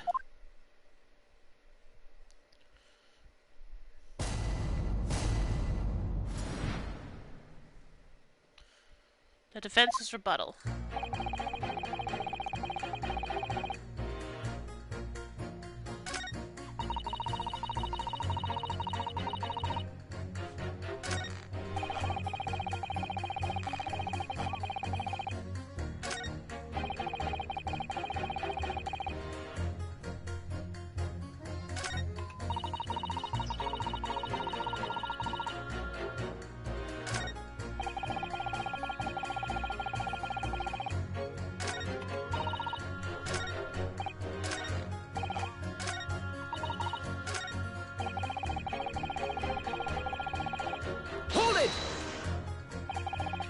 Because Miss Estrada has a history of pickpocketing, she must be guilty of murder.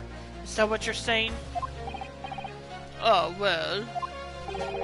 Are all members of the British Army so quick to judge? I beg your pardon?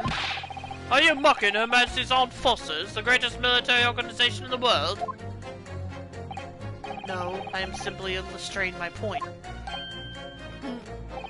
Making assumptions about people because they're a soldier or a pickpocket is wrong and dangerous. Well, yes, might have a point there, I suppose. But let's not forget, the girl has already shown she had it in her from before. She's clearly a criminal sort through and through. Can't deny it. When you say that she's shown she had it in her, are you referring to this? Exactly. Tried to swipe that only a day earlier, Or am I mistaken? Not exactly. Given that I was actually there at the time, it's hard to refute that. I've never actually seen the real thing. I can't wait to have a closer look at it. Oh yes, of course.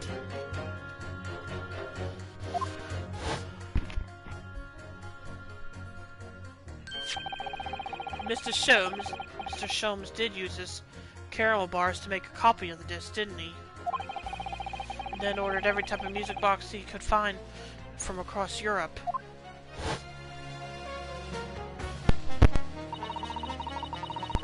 We still don't know what Tuna plays, though, do we?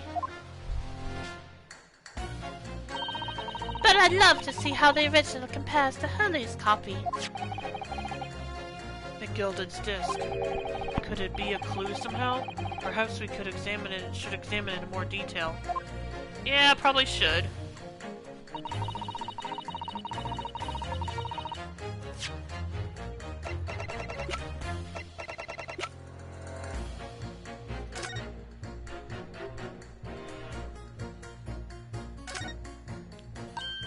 Oh, Bruno, look!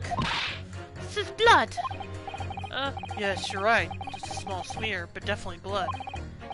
Actually, I feel as though I might have noticed that before. Haha, then it's my time to shine again. I thought I'd be waiting forever. Alright, hold still with that disc, Bruno. Can we get this done quickly, Iris? In a flash.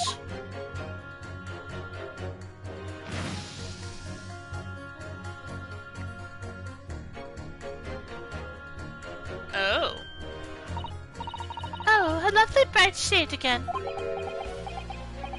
Wait, that color. What is it? It's just that green. It's not the first time we've seen that color, is it? The blood samples portfolio has been updated in the court record. 4 samples analyzed.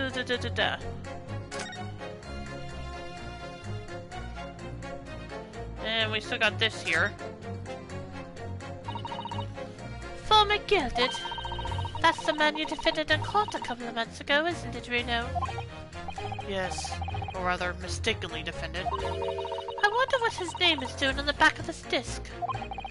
That's a question I'd love to know the answer to myself.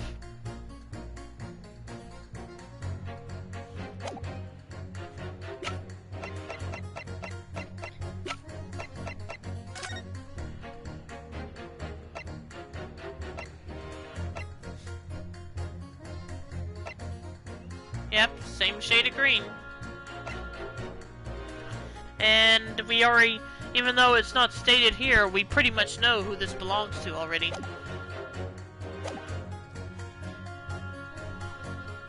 Hold it! It's the number of bullets that has you convinced. Only 2 bullets were fired, and the 2 guns that fired them have been examined by the police. When the parlor maid asks me how many are invited for dinner, I always tell her to count the table settings. Well, that's logical, I suppose. Although, Yes? sometimes at a dining, crockery does go missing. 1 or 2 guests rather like the fine china. Does your employer dine with thieves?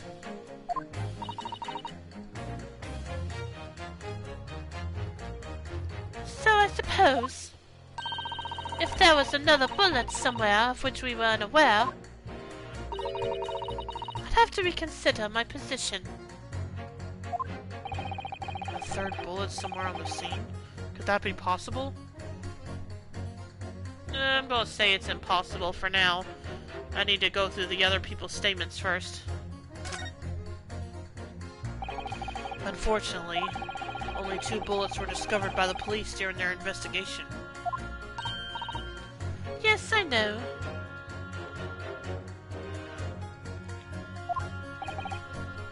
Right. And I don't imagine the good man at Scotland Yard would have overlooked anything.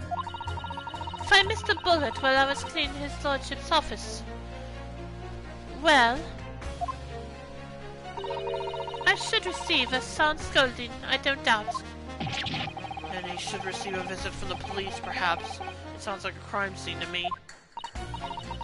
A third bullet. It would completely turn things around if there was one, wouldn't it? Do you think we might find one lying around somewhere?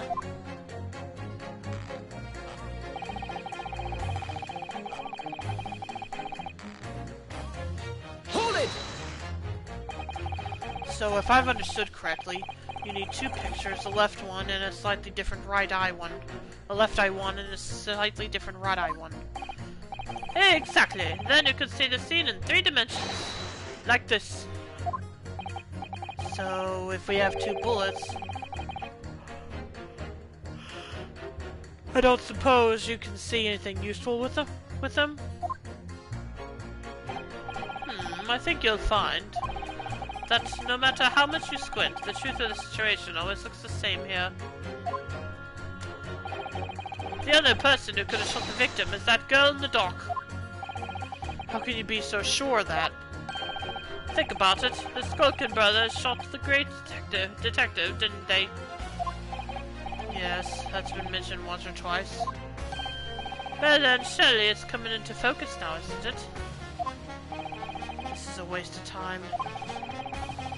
I'm not going to change this man's mind anytime soon. I never imagined.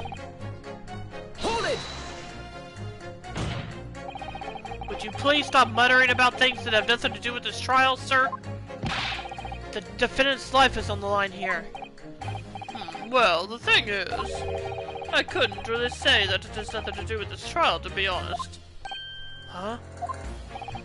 I mean, there's no question that the man was shot, but the bullet had simply vanished from his stomach.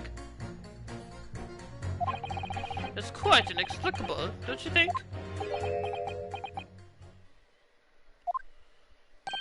I almost don't want to ask, but this surgery you've been muttering about all this time, you were operating on. What was the fellow's name now? Hairlich? No, Hairlock? No, Hairlock? Herlock Sholmes, by any chance? Yes, good lord! It was that Hairlock fellow!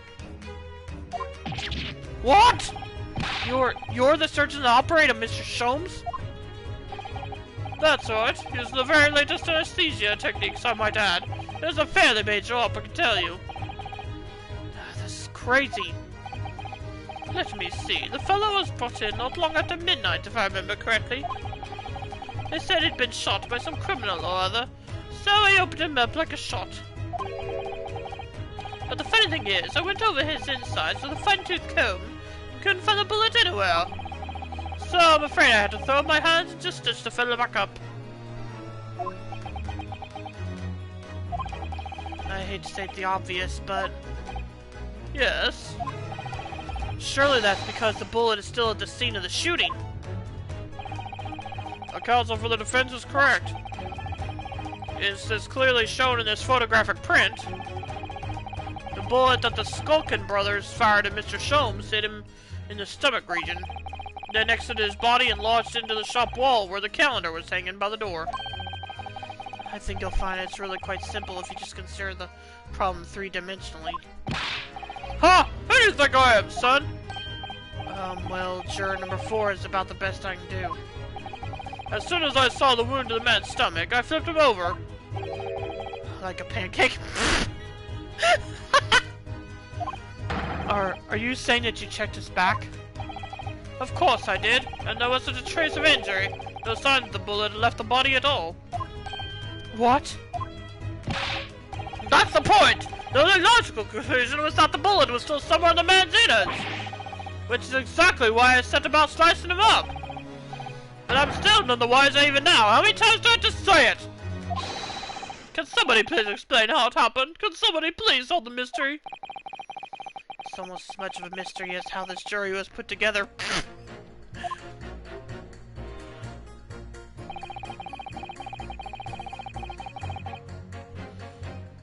Okay, hang on a second. Who was it? Okay.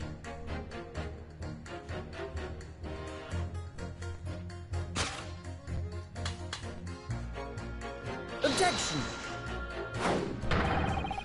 Those two statements clearly contradict each other. Sorry, old bean. Can't accept that. Let's go ahead, leader. Wait, what? Seriously? Ugh. I thought I was onto something.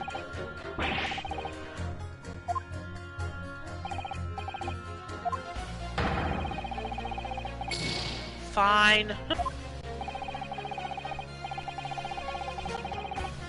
Yeah, so did I. There are a lot of questionable characters in the Gyarados Squadron. You might have to listen to what they say a few more times before it starts to make sense. Yes, and press them on anything that sounds suspicious. That's the way forward here. Still, should we really be labeling members of the jury as questionable? Okay, fine. Let me talk to the other two first.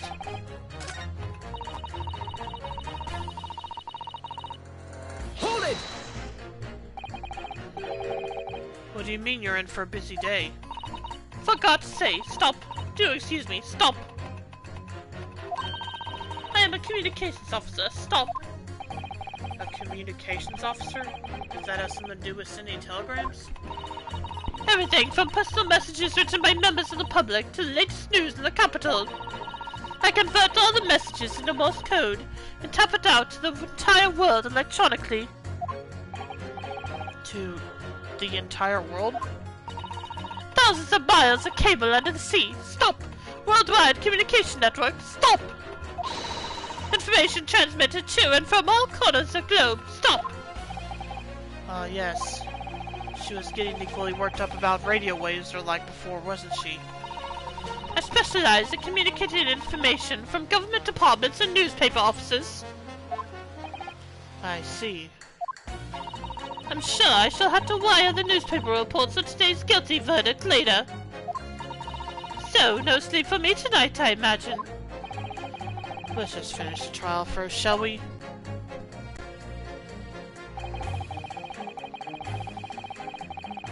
Right, I forgot about this. Hold it!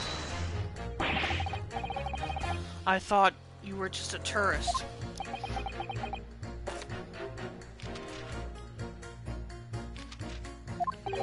Good day. I am visiting London for sightseeing. I would like to take bus to Crystal Tower, please. There's no way. It's just a visiting tourist. So you're a ballistics expert? Who knew? I have much experience with guns. I have lived through many, how do you say, extreme, violent, bath of, no, blood of, yeah, I get it. Extreme violent bloodbath, perhaps? Those, extreme violent bloodbaths. English is very, very difficult tongue.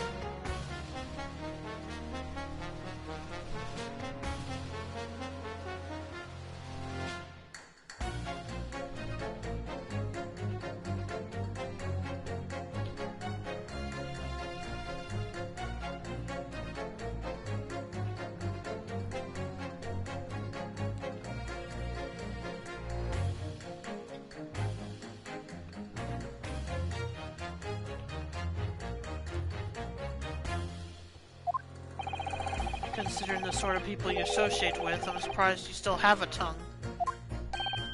Anyway, if you have questions about bullets and guns, you ask me. There is nothing I do not know, no mystery I cannot solve. He's very confident in his knowledge of guns, that's for sure. But, if possible, please, only in Russian language. He's not very confident in his knowledge of English, though, is he? No. Still, we should bear it in mind. He's our man if there's a mystery about guns or bullets. Okay, now I know what to do. Von Zieks has managed to convince everyone. When you have eliminated the impossible, he said. But he hasn't. If we're going to fight back, we need more material. And we have to fight back.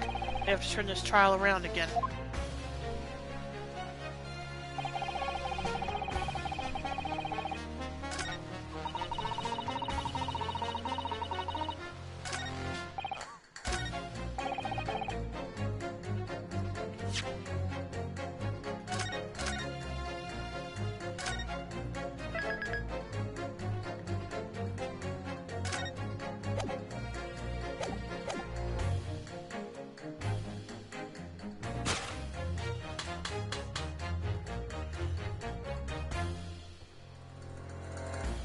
Objection!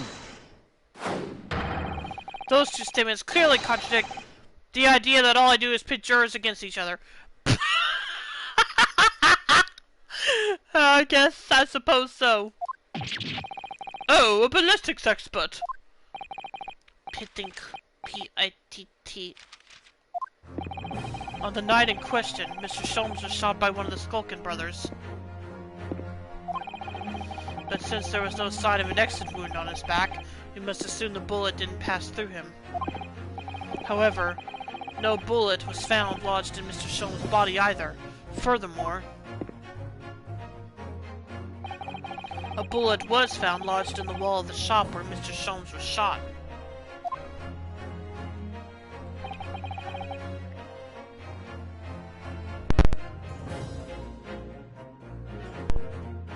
Juror number 6. Hello, my name is Violet. Pleased to meet you. This apparent contradiction in the facts is that so clearly troubling juror number 4. Are you able to explain the mystery? I have seen a very similar situation in Motherland. It was night. There was blizzard. I was running away from a long mountain road in freezing cold. Golly! The snow was piling high on both sides of the road. It was very narrow and dangerous. My pursuers had hunting rifles, and they were on dog sleds. I don't know. Don't ask too many questions. I was shot from behind and I fell down in the snow. And the situation was very similar to what I hear today from Doctor. They could not find bullet in my body. And no sign of, how do you say, exit wound. Then where'd the bullet go? Bullet never hit me. Well, if it never hit you, why'd you fall down? Bullet hit frozen wall of ice very close to my side. What? One small piece, very sharp, broke away from lump of ice and pierced my body.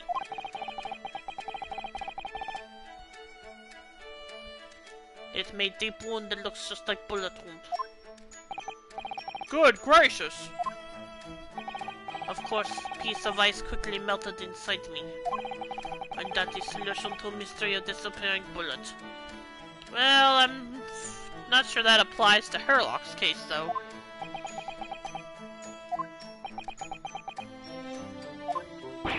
But that doesn't answer the question at all! The shooting happened in a pawnbroker's shop! Not some snowy mountain road in another country!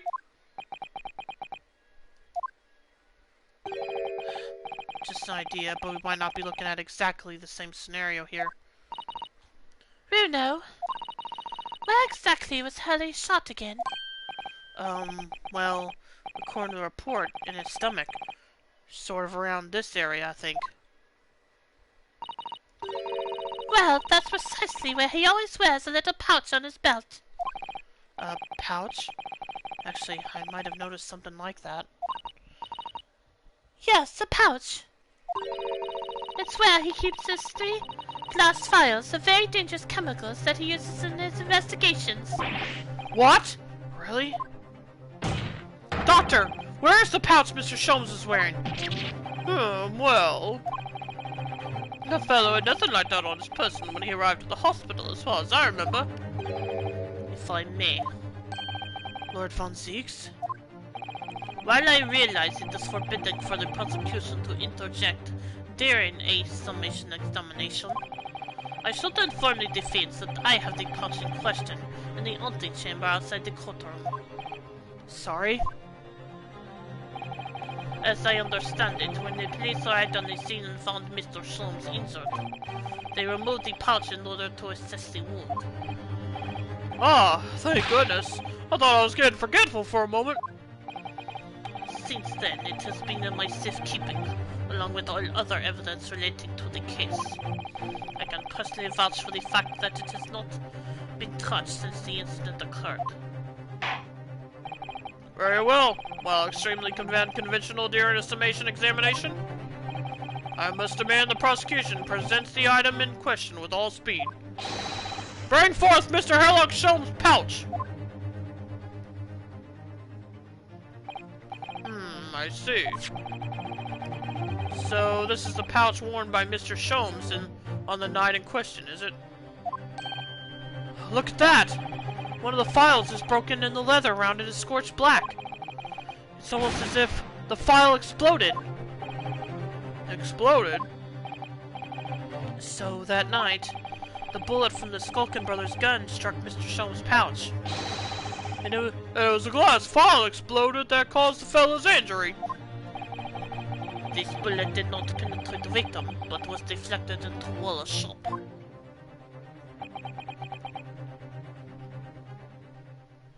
Really? A delightfully complex aroma.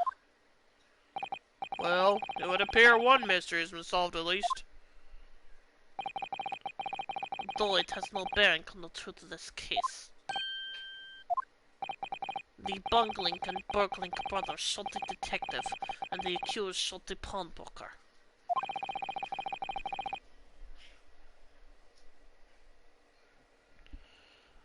The pertinent facts of the case remain unaltered. But at least the mystery is solved. I can sleep easy tonight. Thank you, young man. Oh, thank you very much. Glad I could help. Due to its bearing on the conundrum just solved, the court will sequester this scruffy pouch as evidence. Holly's pouch isn't scruffy. Sholmes' pouch has been entered into the court record. The pouch Mr. Sholmes is wearing around his waist at the time of the shooting. One of the glass files is smashed and there are scorch marks around it. And I'm going to take a look at it.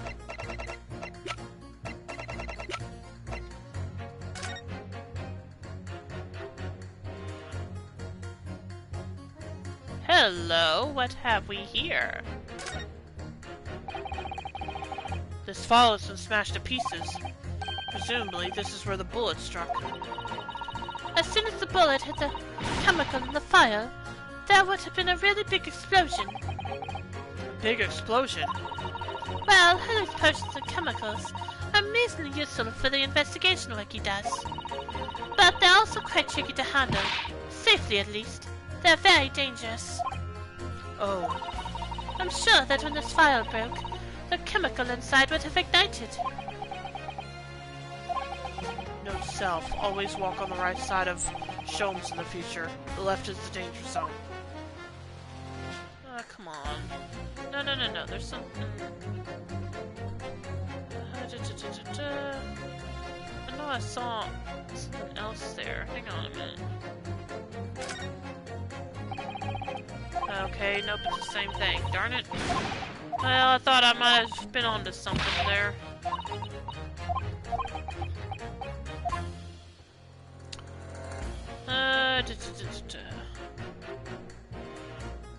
No, there is something else there. In there? Am I seeing? I'm not just seeing things, am I? Or I'm not confusing it for something else, am I? These glass files are... Yes, like fingerprint powder to show up where people have touched things. And scent amplifying solution to intensify a smell lingering on an object. That's amazing. They're all very easy to use. There's just one thing that we had to be careful of. They're all very flammable. Mr. Sholmes is a walking bomb. Either he's passionate about finding out the truth, or just oblivious to the dangers. Well, okay, whatever. I thought I might have...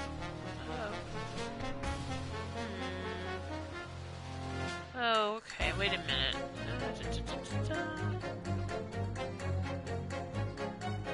Wait a minute. It's really scorched badly just here. Oh, the strap has broken. Look! This must be where the bullet hit then. Let me see.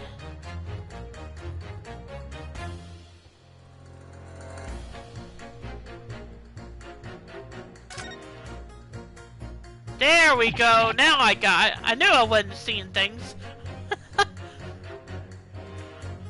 Or wasn't confusing it for something else, whatever. What the? Iris, look!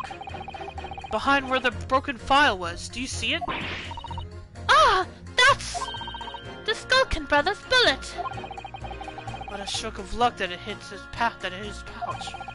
This is an amazing discovery. What this means is, there were 3 bullets fired at Winnie Banks that night. We found exactly what that juror was talking about. The 3rd bullet! It's time to press that juror again, I think. 3rd bullet, a projectile we discovered lodged in the Mr. Sholmes' pouch. It caused one of the files to explode, injuring Mr. Sholmes. Okay. Well, I'm excited to have found that, but now is the time to take a short break. So if there's anything you need to do, now would be a good time, and we'll continue this when I get back. So see you then.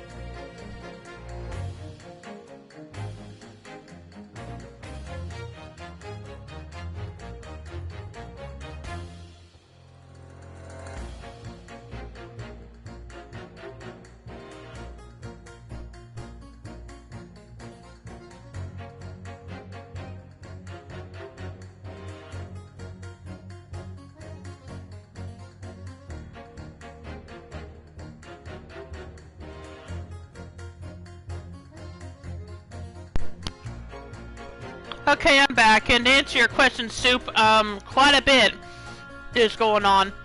As you can see, we're currently in the middle of a summation examination, and we've already done some of it, and through it we have gotten a new piece of evidence. Wrong button. Still wrong button. Let's see. Well, a few actually. We got this, which I'm not sure how it's going to play in the trial yet, so ignoring it for now. And then we got this. Yeah, we found out when Herlock was shot by the robbers that the bullet actually hit these glass vials in a pouch that he had at the location where the bullet hit. And inside it, we found... It's not in the pouch anymore. And inside that pouch, we found this. A third bullet.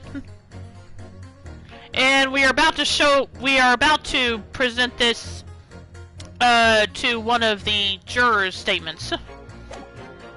So, let's get busy.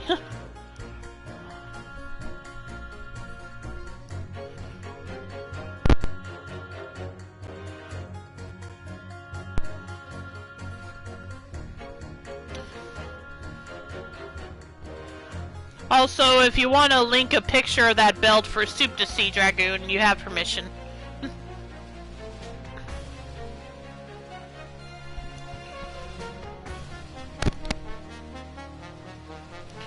Now, the summation examination. It would appear the defense is somewhat struggling to alter opinion, for now. Please, my lord, a little more time. After all, that's a new piece of evidence. It could be a valuable clue. You can't afford to overlook anything here, Renosuke. There's still a way to turn this around. Somehow. I'm sure of it. Oh, I already know how we'll at least start to turn around. Yeah, okay. No. Don't care about you. Don't care about you anymore. Still don't care about you right now. Alright, here we go. As only 2 bullets were found at the crime scene, I would say the whole case is done and dusted. Yeah, except... Oh, come on. Really? I can't... Oh, come on. I can't present... Gosh, dang it. Oh, really? I can't present... Gosh, dang it.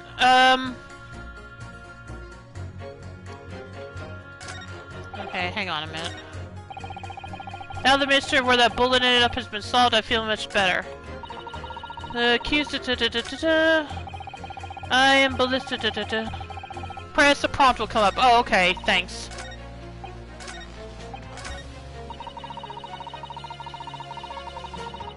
Hold it!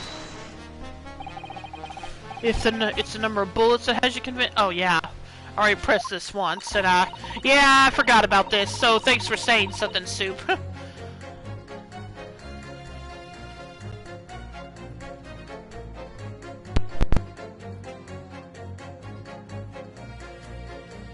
Little bullets are fired. When the parliament, yeah, okay, whatever. Well, that's yeah, okay. Sometimes after dying, Crocker.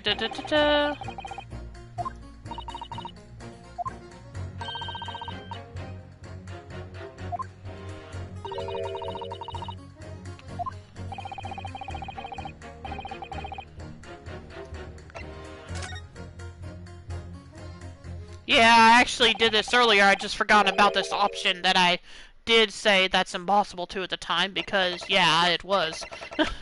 I did not have this yet. Take that! Here it is. We discovered it just now.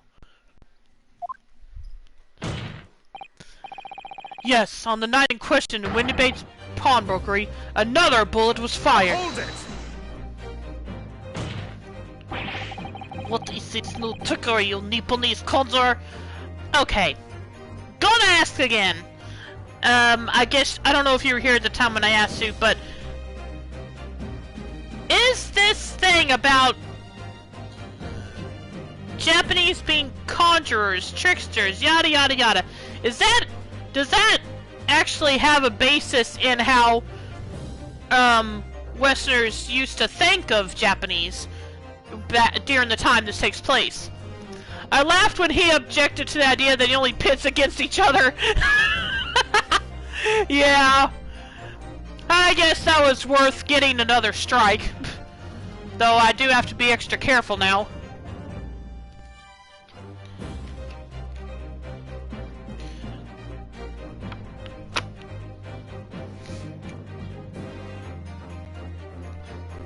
As I said, it is historically accurate racism.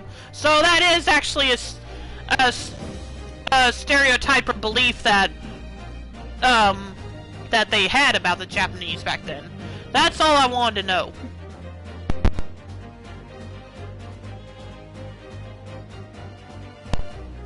To know where they got the idea, but I guess that's not as important. Where did you find that bullet? It was lodged inside Mr. Shone's pouch. What? Yeah, sometimes you have to wonder if... Well, actually, even... I don't know. I gotta say, he's a Renosuke is a defense attorney. How is he doing this better than the state police? You'd think they would have thoroughly searched this thing. It is a sentiment held against most of Asia, in part because to this day, most people can't tell them apart. If that's fair. I mean, I understand what you're saying.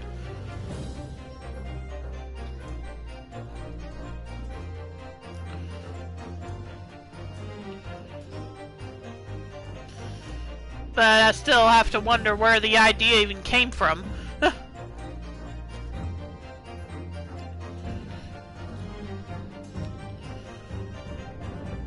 What? This pouch was removed from Mr. Shum's waist before he was taken to the hospital. And since then, it has been touched by no one. Dude, do you mean to say the shot fired by the Skulkin brothers that night?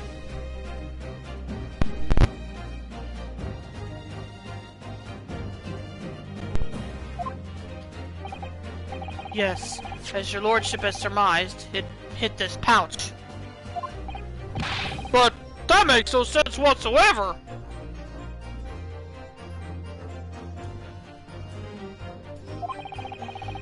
We already know the whereabouts of the bullet fired at Mr. Shomes. It's clearly visible in this photographic print. No! 2 guns from the scene have already been submitted into the court record as evidence. Yes, that of Mr. Winterbank, and that belonging to the Skulkin brothers. An examination of both guns revealed only 1 bullet was fired from each. That only a single bullet had been fired from each. Ah! But that must mean... That's right. We now know that on the night in question, 3 bullets were fired.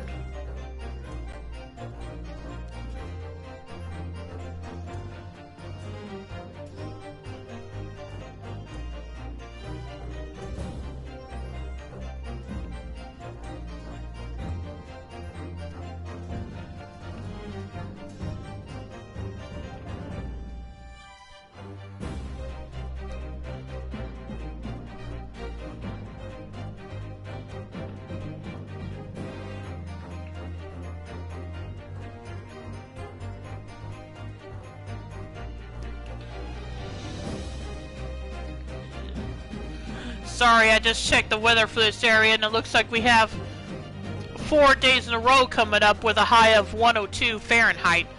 Ugh. So that's going to be fun. For more information, see Dejima Island and Commander Perry. Oh, okay. Well, Japan itself has a history of isolationism and distrust of other nations.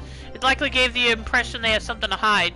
Yeah, that makes sense. And, shockingly, Gulliver's Travels. Oh, okay. Anyway, we now know that on the 9th question, 3 bullets were fired.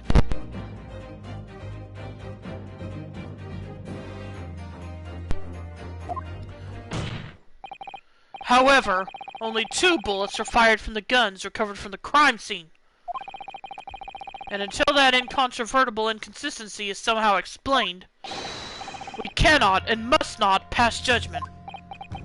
Ugh. Ugh! How does it feel to be on the receiving end, Von Zeeks? Horror! Horror! Horror! Japan is one of the fantasy worlds he travels to, that's how unknowable it was. Ah, okay. While the summation examination remains incomplete, the court has been presented with new facts. Facts that would appear to shake the very foundations upon which the case against the defendant has been built. As is my prerogative in this situation, I hereby temporarily suspend the summation examination. By Jupiter! What? Bailiff, bring the witnesses back to the stand at once. Hey, don't feel bad, Renosuke. You might have turned things around without having to finish this. Witnesses. Governor! Were you listening to proceedings while the defense carried out the summation examination? We was, Governor. We was. The plot, it thickens, yep. Perhaps we can dispense with the tedious preamble. Simply answer this one question. A 3rd bullet has been identified at the scene of the crime. What do you make of that? Make of it, Gov? I don't make nothing of nothing if I can help it. Is it one of yours? Go behind me, Gov! Go behind me, not a chance! In that case, did you have an accomplice? What? What? Never! This score can both of us work alone. It's just the 2 of us, that's our trademark. How soon we forget poor Sulky. I think he'll be fine with that. On the toilet.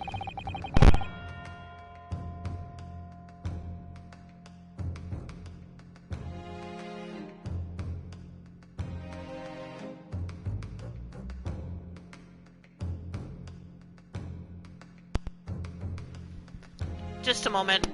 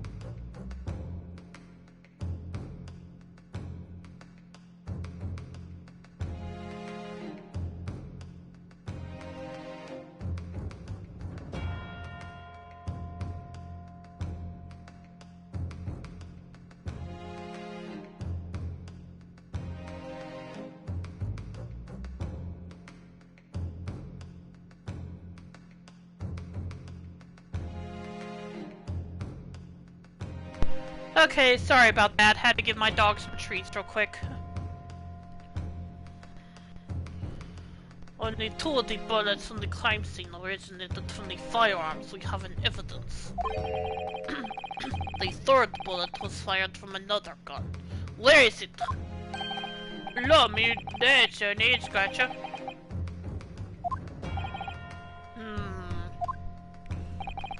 Counsel for the defense? Yes? I should like to hear your thoughts regarding these new developments. The 3rd bullet, and the mysterious missing firearm from whence it came. Thinking back over all the testimony we've heard, and all the evidence we've seen, I think I'm starting to form a picture of what really happened that night. My lord, I think it's clear what this 3rd bullet tells us about the Skulkin brothers.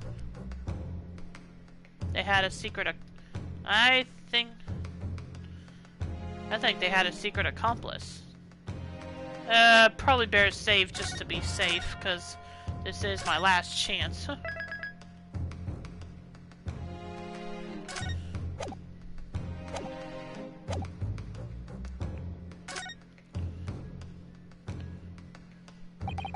On that night at Windibank's pawnbrokery, the brothers must have been working with a 3rd man.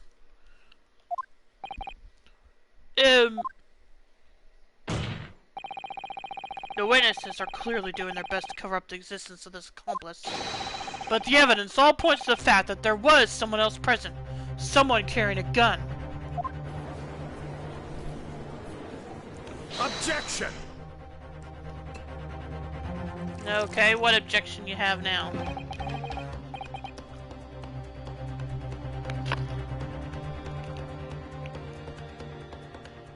An accomplice, you say? Peaceful.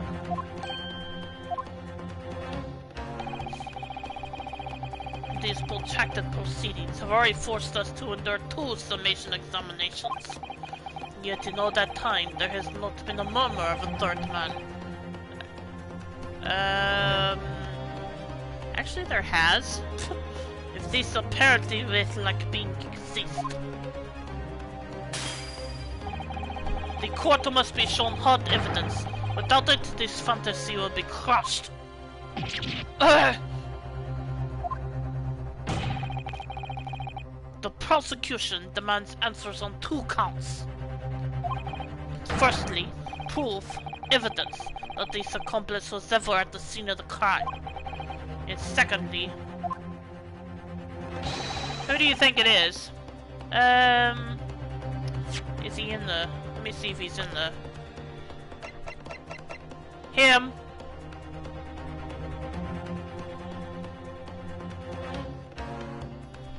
That's who I think it is.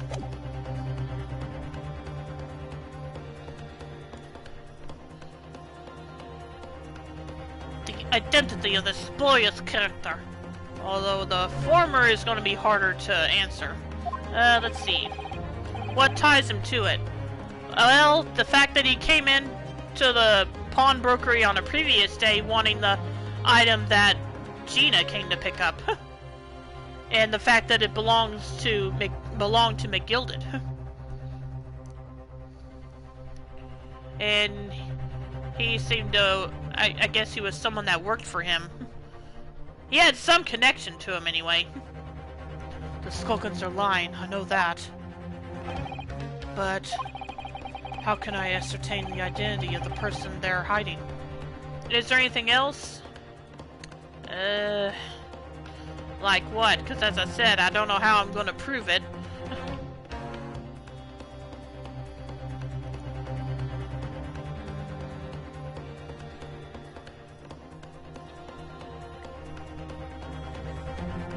Can I see your evidence?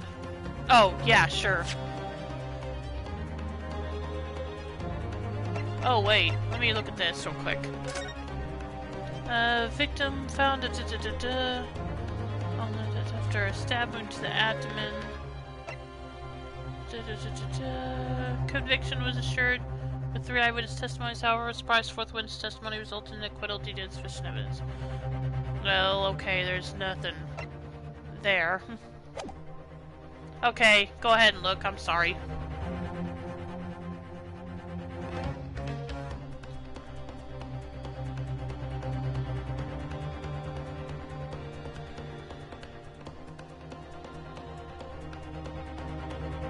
Next page.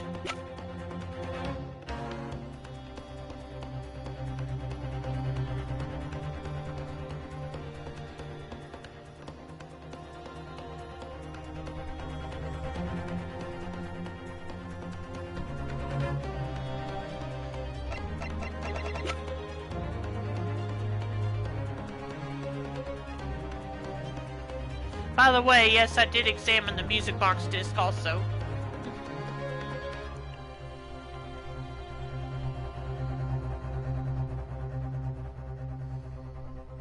These three. Okay.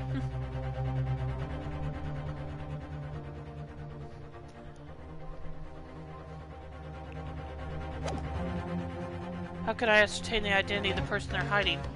What did you find on the disc? Well, we checked out the blood sample again, and this time Iris sprayed it with her gun, and it ended up being the same color as the... Well, here, I'll show you.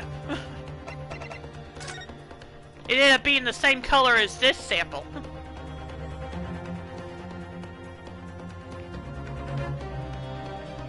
Whose blood is it? I believe it's Herlock's.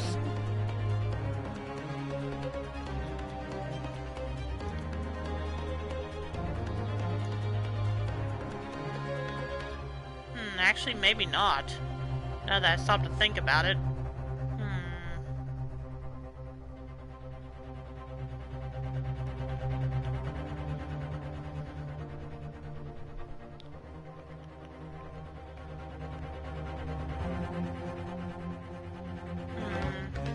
Just trying to think. What color is the disc blood? Like I said, same color as the other one.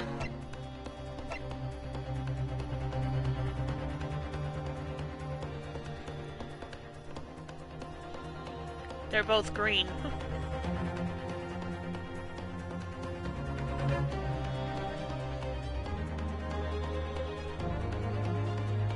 Who could have bled on the disc? Gosh, I'm trying to remember. Did that guy I just mentioned, Benedict, did he cut his hand on it? Yeah, it could have been him.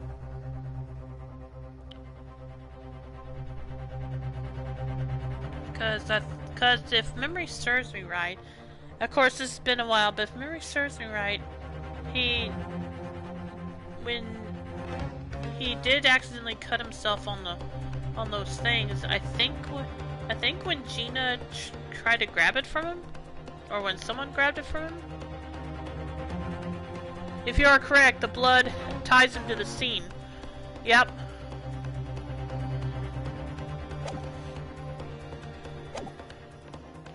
How can I ascertain the identity of the person they're hiding?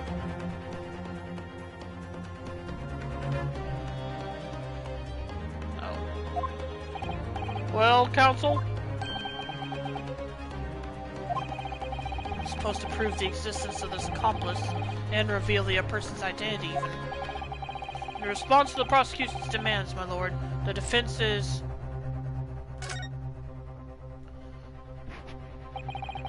The defense is ready. I believe I can provide all the answers the prosecution demands.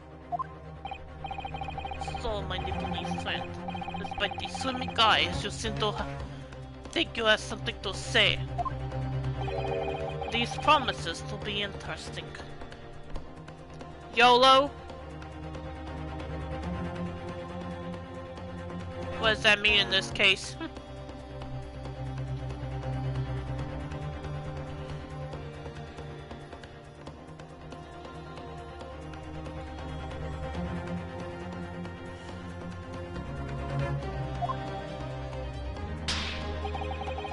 I have to push forward now.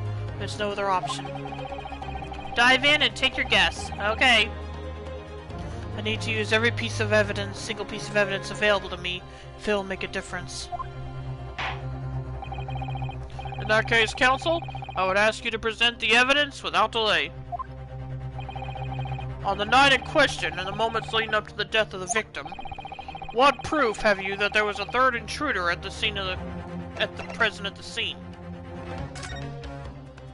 Let's see. One.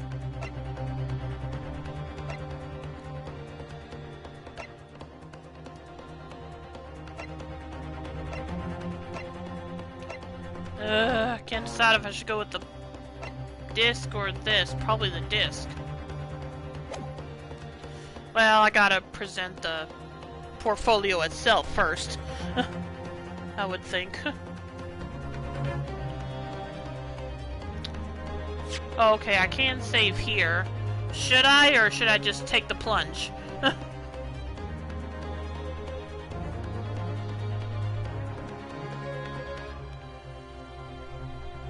And if you tell me to take the plunge, I'm not going to take that as a confirmation that I'm right, just that I should just go for it. I would take a guess. Okay. So, no saving, in other words.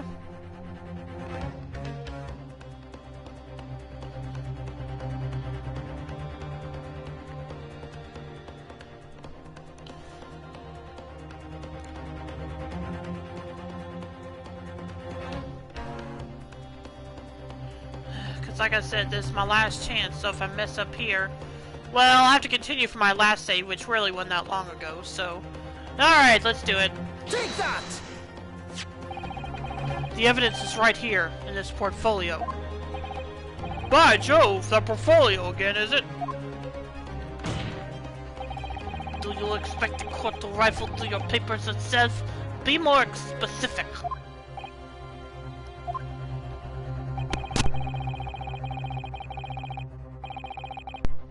You claim one of those blood samples proves the presence of the third intruder. Well, which one is it? Which sample suggests that a third intruder was present? Well, that definitely wouldn't be the... That would definitely wouldn't be the... disc. That would probably have to be this.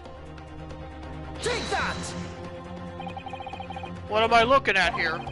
There appears to be some green paint or such like around the bullet hole in the middle of the calendar. That's a bloodstain, my lord. A bloodstain?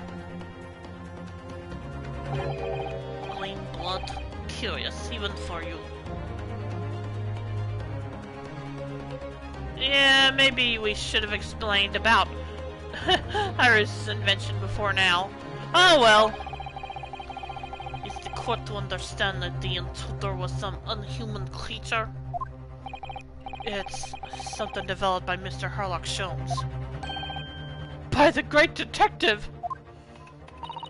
New invention! Stop! Not yet appeared in stories! Stop! It's this, you see. It doesn't have a name yet, though. This fogger sprays a chemical that reacts to the different elements in people's blood to change its color.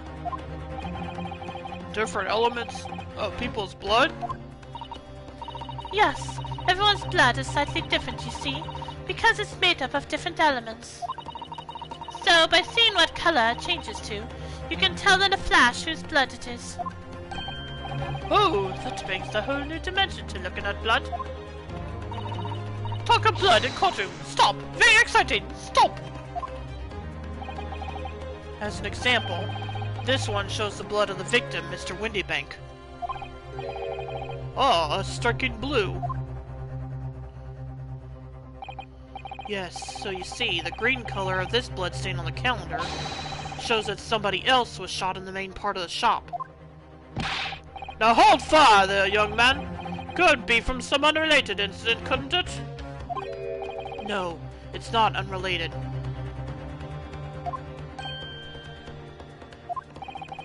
The date shown on the calendar is the date on which Mr. Windybank was killed.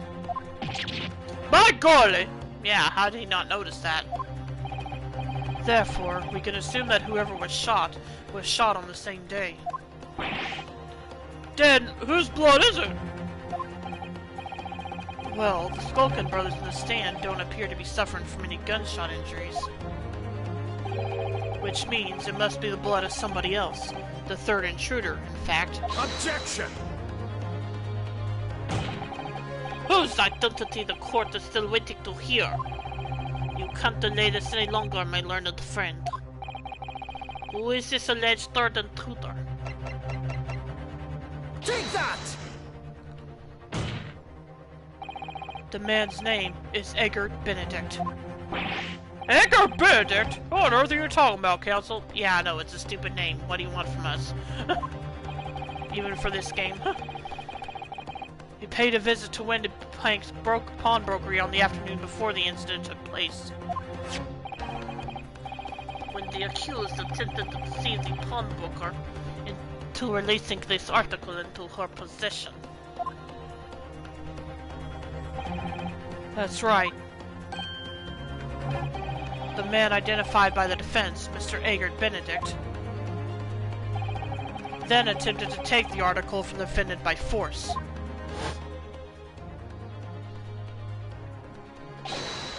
Yes, it is an especially dumb name.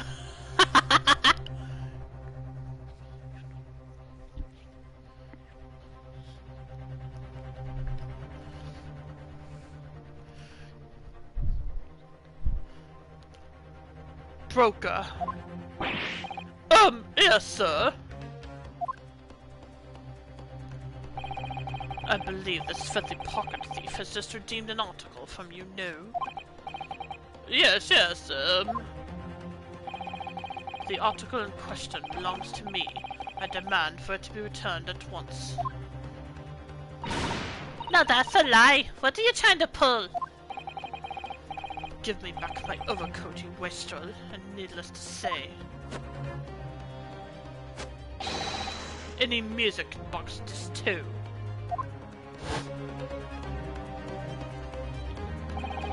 Inspector Gregson was there at the time and can attest to what happened.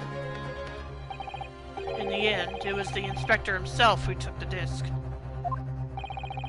Can you corroborate this account, Inspector? Yes, my lord. That's more or less what happened. And in the interest of being thorough, I asked Dundybank for a print for showing the fellow. Oh.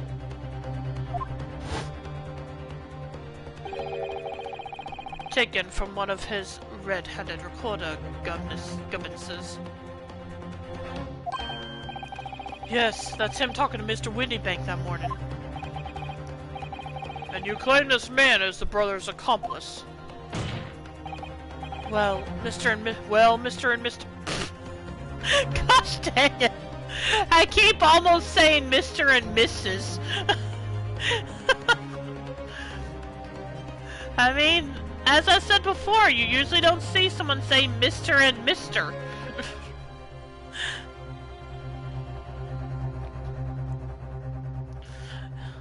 Well, Mr. and Mr. Skulkin.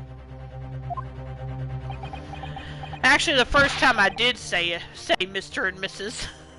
But I mean, I still keep wanting to say it. Never seen the geezer before in my life.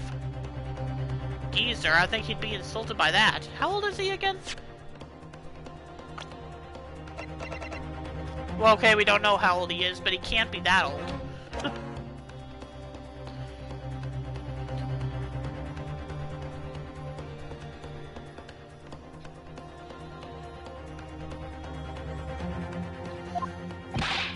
On me life, Gov. On me life. Never seen him. Well, somewhat unsurprisingly, it appears our witnesses disagree with the assertion.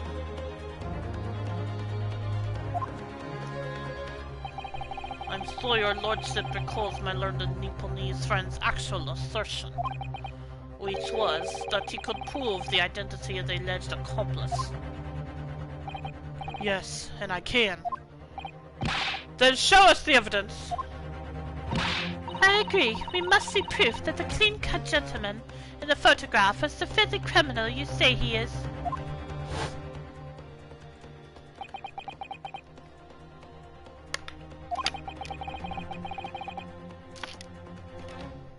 This is the last piece of evidence. I've had a feeling that something has been missing in this trial from the very start. But now, I'm going to drag a kicking and screaming into the courtroom. Are you ready to present your answer to the court then, counsel? Yes, my lord. The defense will present the evidence now. Proof that the man pictured in the photographic print.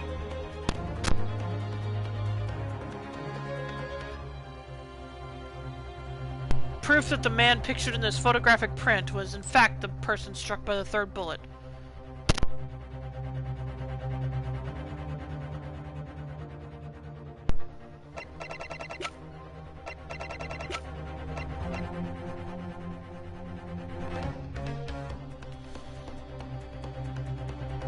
Take that!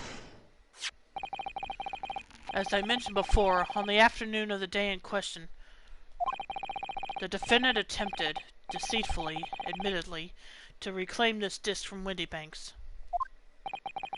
Which is when the aforementioned Egbert Benedict appeared on the scene, I believe.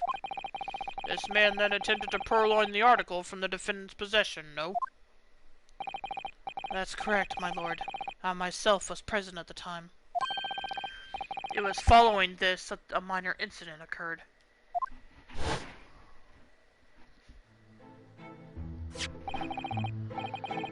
But of course, sir, here's the disc for you.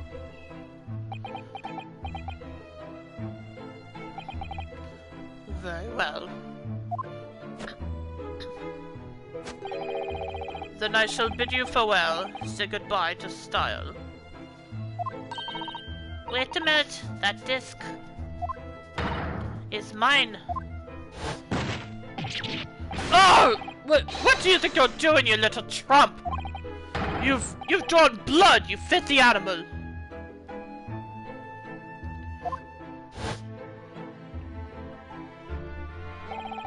Being a music box disc, it has countless small but sharp metal protrusions over its surface. Those protrusions caused Mr. Benedict's finger to bleed. And the resulting smear of blood is still visible on the disc now.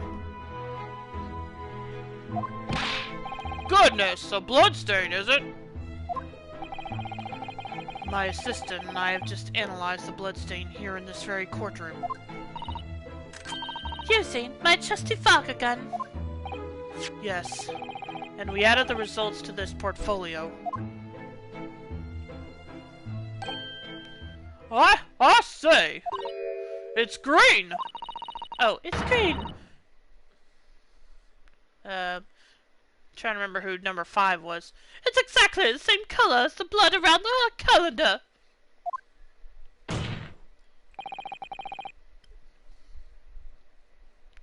The evidence is conclusive. The man calling himself Mr. Egbert Benedict, who was in Windybanks earlier in the day, is the accomplice who was present at the scene of the crime that same night. So there was someone else there. Look at those two brothers now. They're sweating buckets.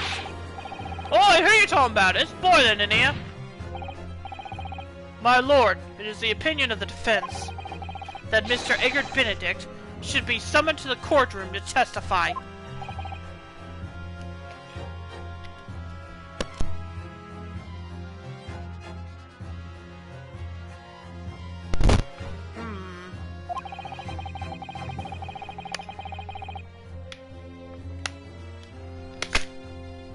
It would certainly seem that we can ill afford to ignore this gentleman's apparent presence. Objection! This has gone on long enough now. This flagrant ignorance of the mechanics of law.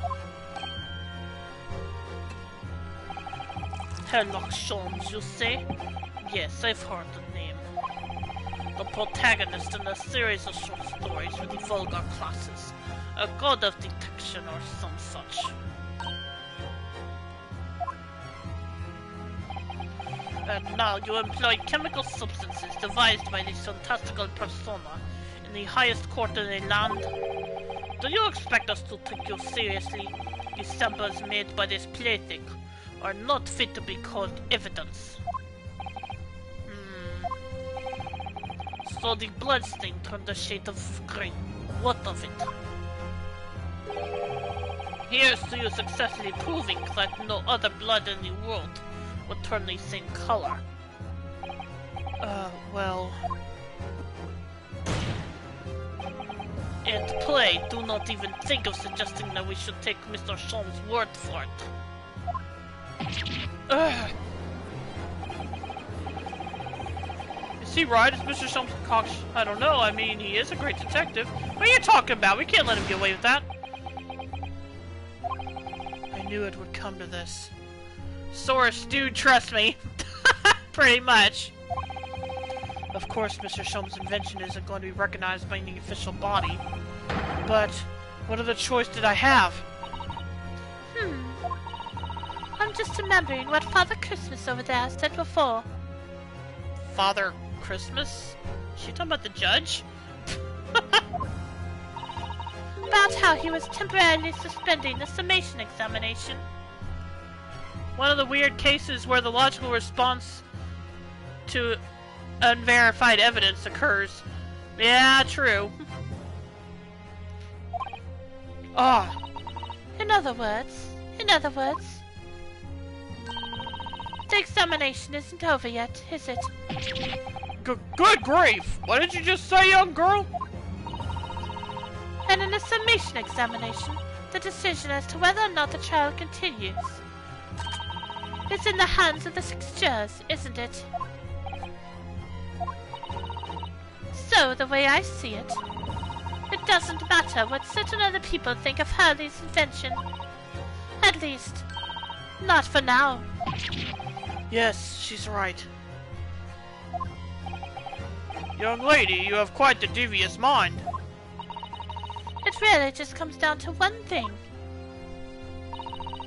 Whether these ladies and gentlemen of the jury are convinced by what you say, Runo.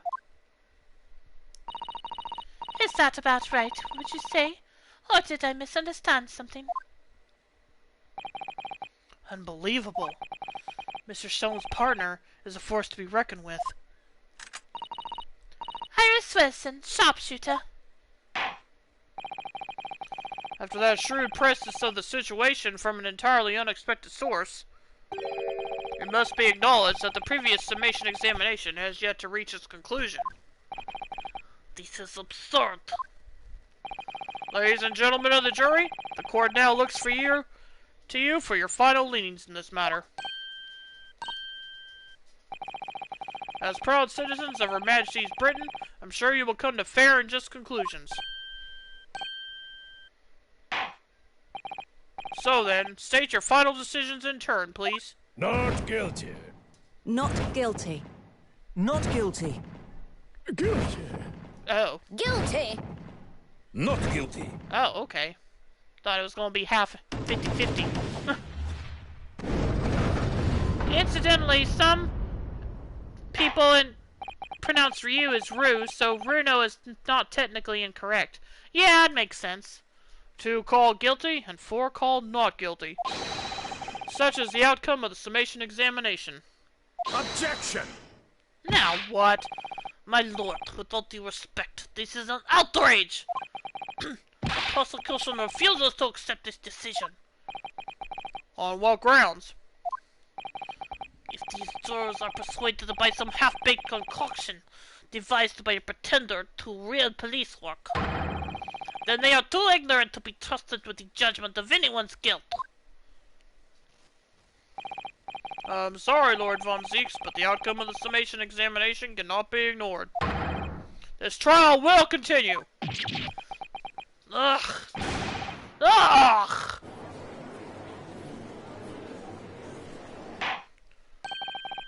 Nevertheless, we find ourselves in a rather awkward situation. The defense has very reasonably requested the subpoena of a new witness.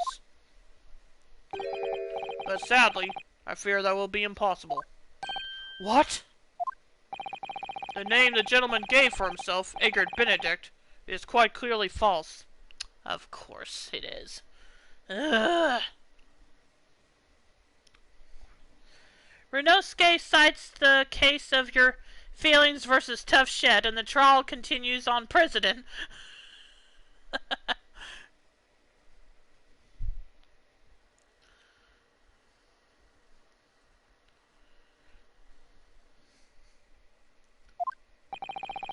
don't believe it. Just when I'd managed to prove the man was there that night.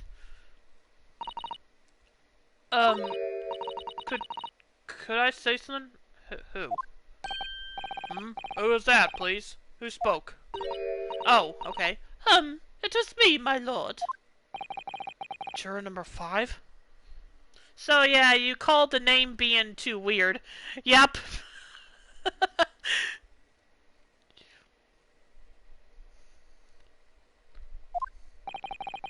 What have you to say, madam? If possible, Inspector. Me, ma'am? I wonder if you might show the photographic print to me again. The one in which the gentleman is shown. Oh, right, yes. This one you mean? Of Mr. Benedict? She's gonna know him, isn't she? Or at least know of him. Yes. You may also remember his monogrammed cane, assuming that it was him, was not EB. Oh, yeah! Yeah, I forgot about that. But yeah, now that you mention it, I remember that now. Yes. There's no doubt in my mind. Juror number 5, you don't mean to say you know this man? Yes, I know him. Okay. What? No! Good gracious! Order! Order! Order! Juror number 5, how on earth? I am a communications officer. Stop. As we can clearly see. The gentleman in the photograph is. Stop. Also a communications officer. Stop. He works in my office. Stop. Wait, so you mean he's not even the wealthy gentleman he appears to be? Or maybe not wealthy, but refined. I don't know, you get what I mean. A very talented operator, in fact. Stop. He should be in the communication station now. Stop. Tapping away on the telegraph. Stop. This doesn't seem right somehow. I can't put my finger on why, but it doesn't feel right. That's a very insightful observation.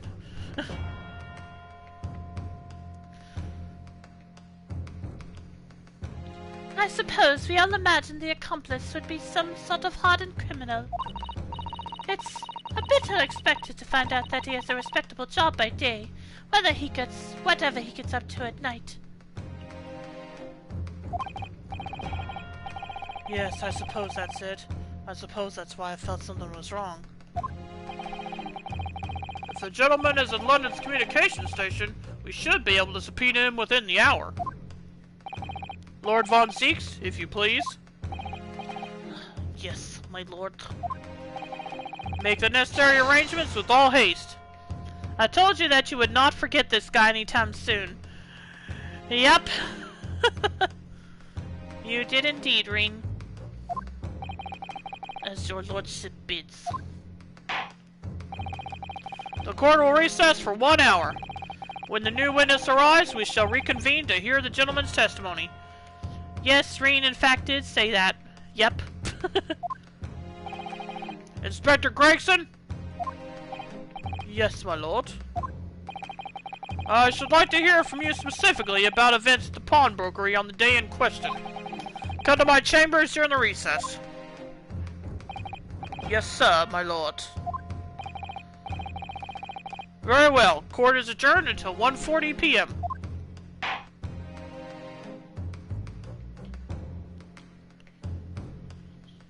To be continued. Okay. And this went on longer than I expected because I did mess up a few times. So, this is where we're going this part of the stream. As I said earlier, I will come back. Sulky is feeling nervous. Yep.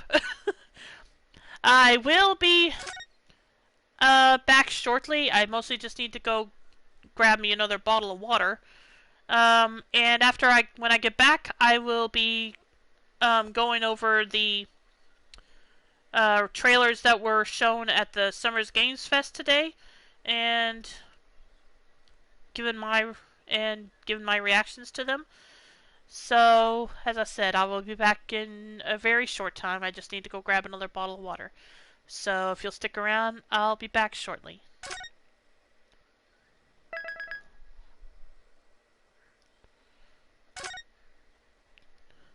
I have to go back to work, sadly. Check out ZZZ? Alright, will do. But yeah, I'll be back shortly. So, see you soon.